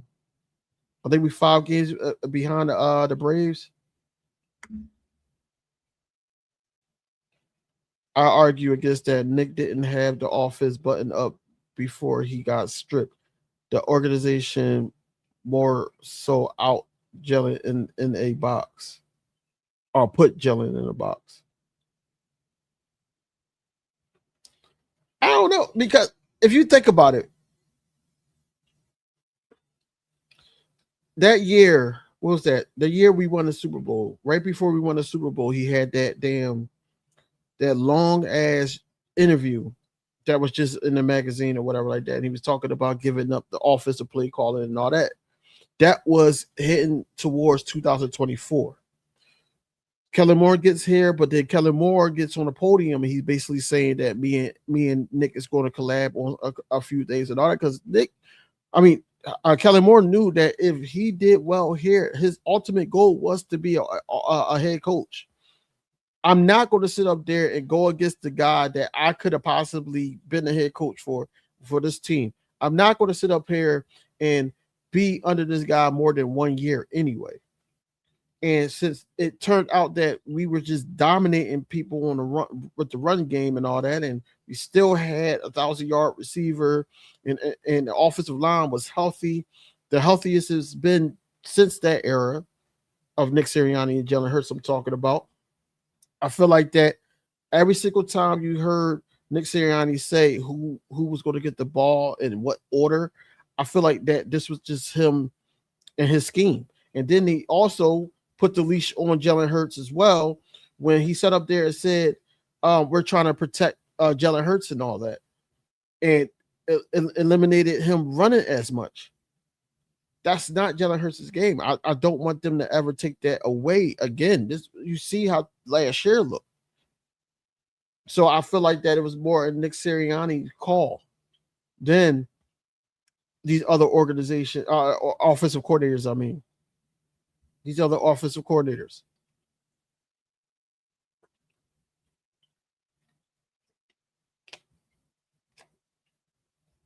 Nick Sirianni's scheme is too predictable. It is too predictable.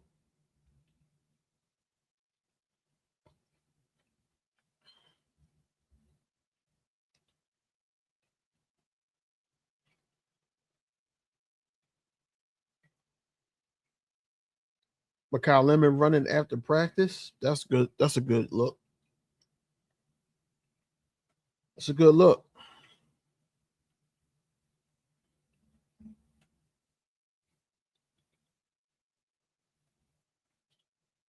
Oh man, I forgot I changed my my camera. Hold on, y'all.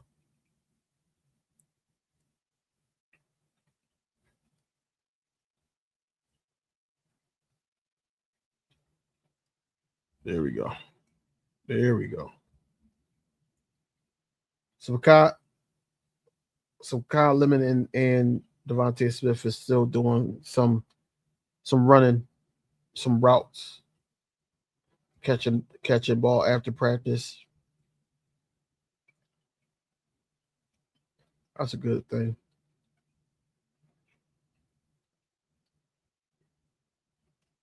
What they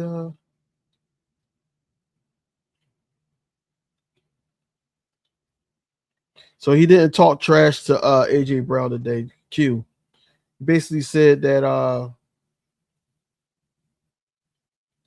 it's good facing AJ again because it really helps him. And I mean, that's the professional answer. That's the professional answer. You got to keep it that way. Taking all the animosity of what the relationship was with AJ Brown with the Eagles fans and all that. That's a good way to look at it. Hold on, what the heck just happened? Hold on, let me. Hold on. What the heck just happened? Get that bigger. There we go.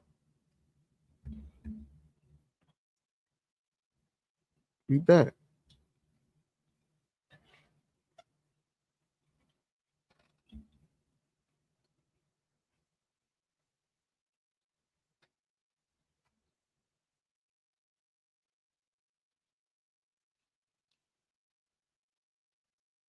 He made that dude turn around, man. I ain't see nobody like get that crazy since. Man, I don't even know who comes off the route quick like that, man. Man, Jeremy Maclin had a crazy first step too off the line. He had a crazy first step. Nick needs to quit the tush push on every third and one. He's a one trick pony. That's what I'm saying. It was that Giants game. It was one Giants game last season. He did the tush push 3 times straight.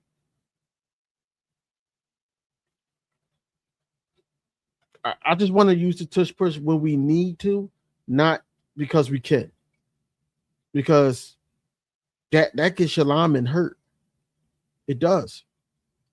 Just give it a chance. That is all we saying.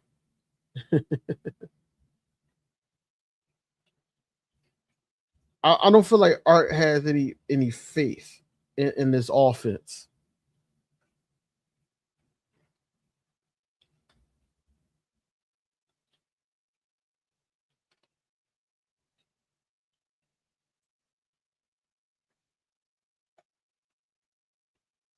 It's not on AJ Brown.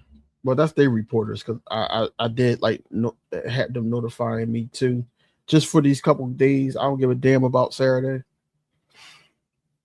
So after Thursday, yes, they ass will be unfollowed and the notification will be off.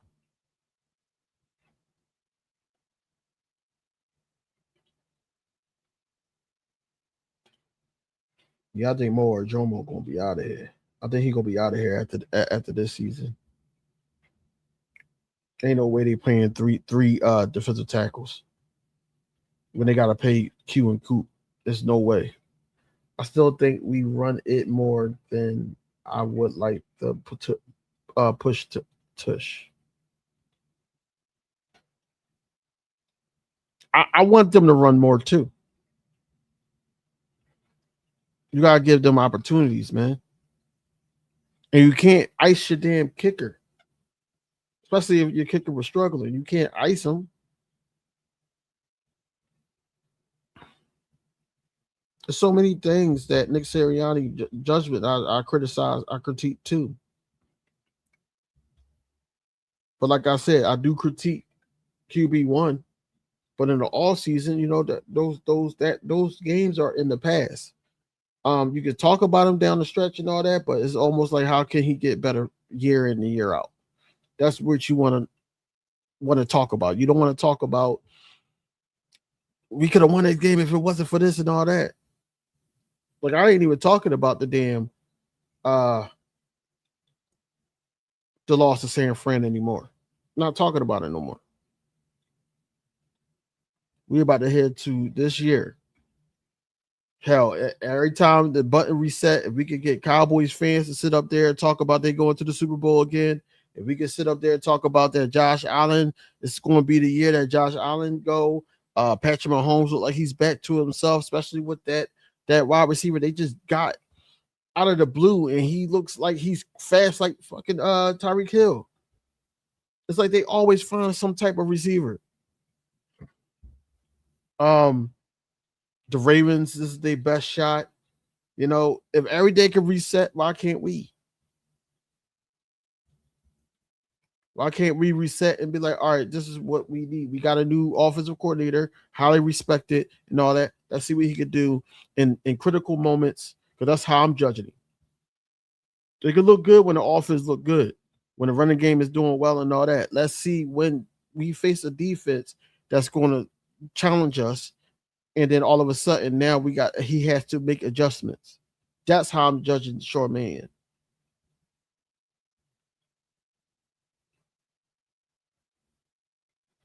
No, he's going to be on this season. It was rumors before training camp started that he was going to have a competition, but he's definitely going to be back this season. I would like them to use Tank more to keep Barkley fresh for the season. They will. They will, even though Barkley and Tank, I believe, had some type of foot injury throughout this training camp. We might unload Jomo at the deadline, but they would have to give up a second. Depends how young and Ty are coming along. That's a fact. That's a fact.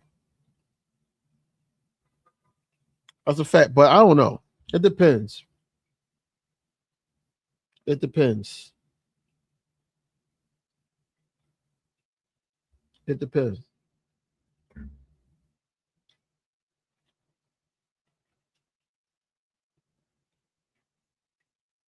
I'm selfish. I keep Amara Jomo the whole year, and I'll just let him ball out, just like Milton Williams did, and then get it back.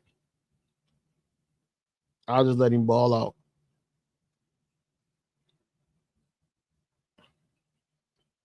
Here he go.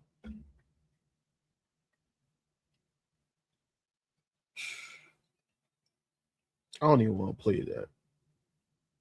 I don't even want to play that. Y'all probably not going to be able to hear it anyway, because I don't have it like. So let me see. Let me see what I can do. Let me see what this guy is saying. Let me go here.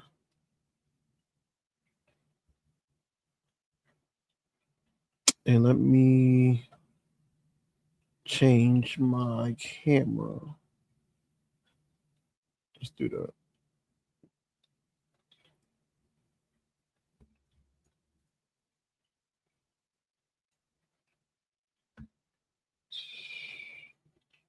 The Patriots, and it's time for what's going on, everybody. Day 13 of training camp in the books. Day 1 against the Patriots, and it's time for a verdict.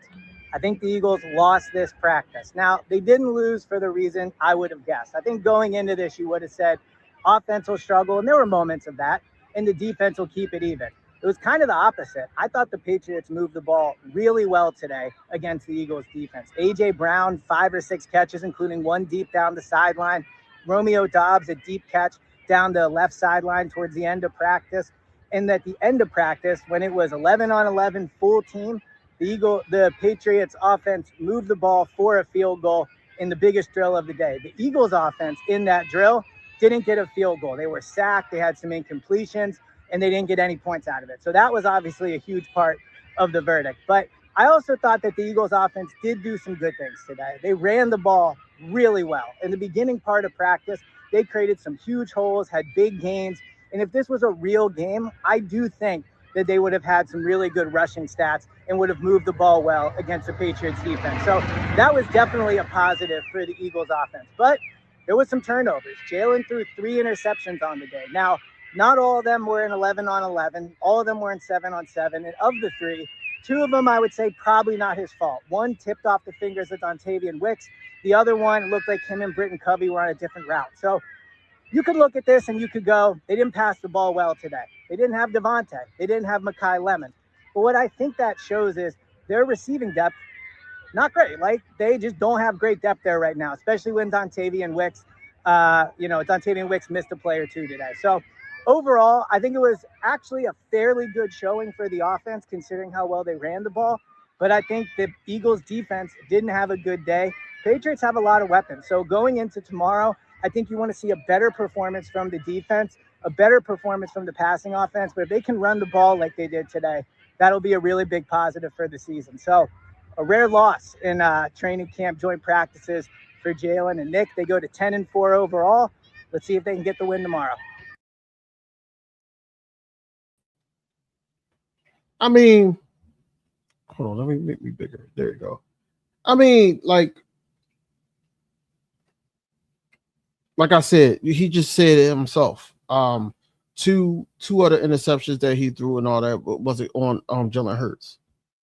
So, you know what I'm saying? It gotta have some context. He gave us a little bit. He didn't give us all of it, like what kind of route was ran and how can it get better from it. You know what I'm saying? Like, but that's not his job.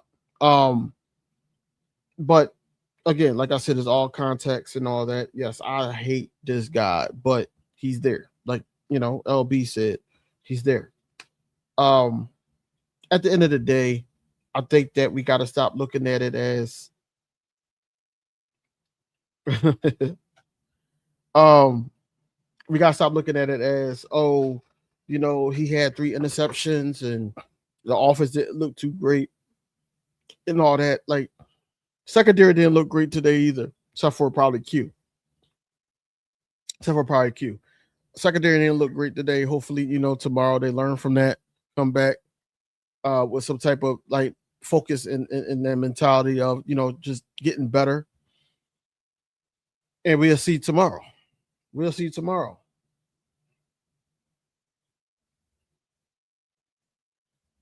I'm not worried about Reek Woolen. I'm not worried about Coop. I'm not worried about anybody in the secondary. Honestly, it's just learning and being able to, you know, get back to that. Gotta think about it. The secondary wasn't really going against Devontae Smith like that, you know, or Makai Lemon, or, you know, they didn't have all that. They had what, Tavian Wicks, and they had Elijah Moore, Hollywood Brown, Darius Cooper, Britton Covey, Quez Watkins for some damn reason. So when you're going against like AJ Brown, Booty, Dobbs, Matt Collins, yeah, it's going to look totally different, you know. But I feel like that we're going to have a better day tomorrow. I think that Jalen Hurts has a better day tomorrow, and they get built off of that coming back home.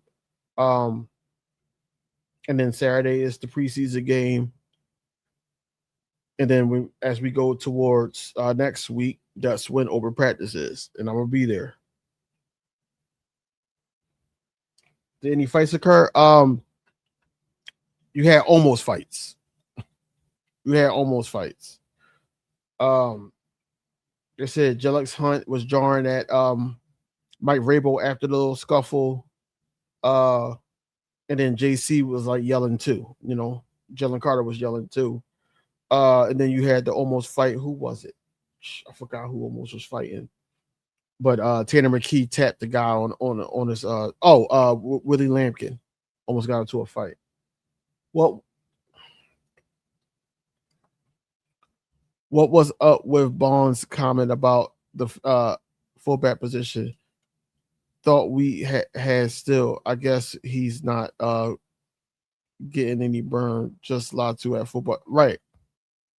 Shardy, what up? Right. Right.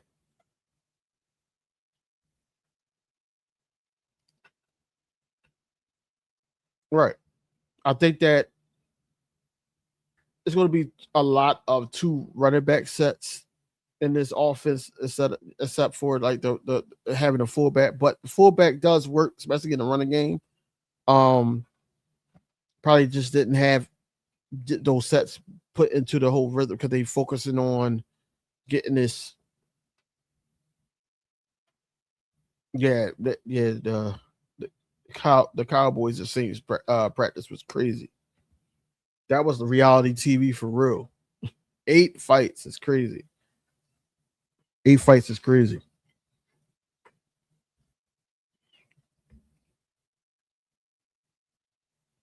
Not much, man. We just got finished looking at everything evolving this practice, man. Hopefully, it was a good therapy session for you.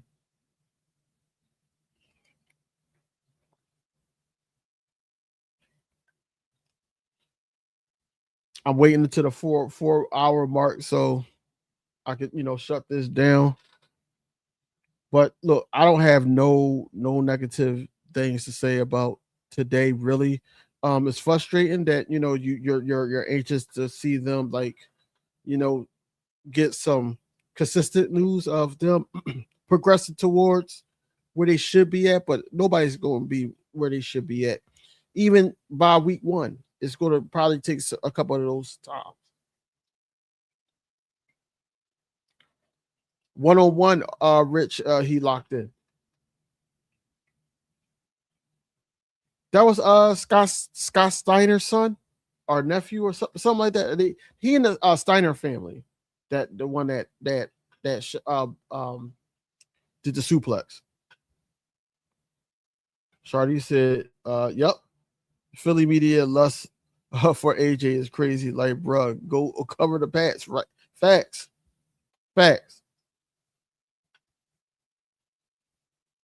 I appreciate you, Tiff.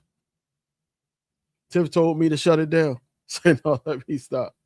But no, I am about to get out of here. I gotta finish the rest of my day. Gotta walk the dog, do little things around here. But man, please like, comment, subscribe, ding the bell for notifications so you won't miss anything relevant to Eagles on this channel, man. As always, fly Eagles fly, go Birds.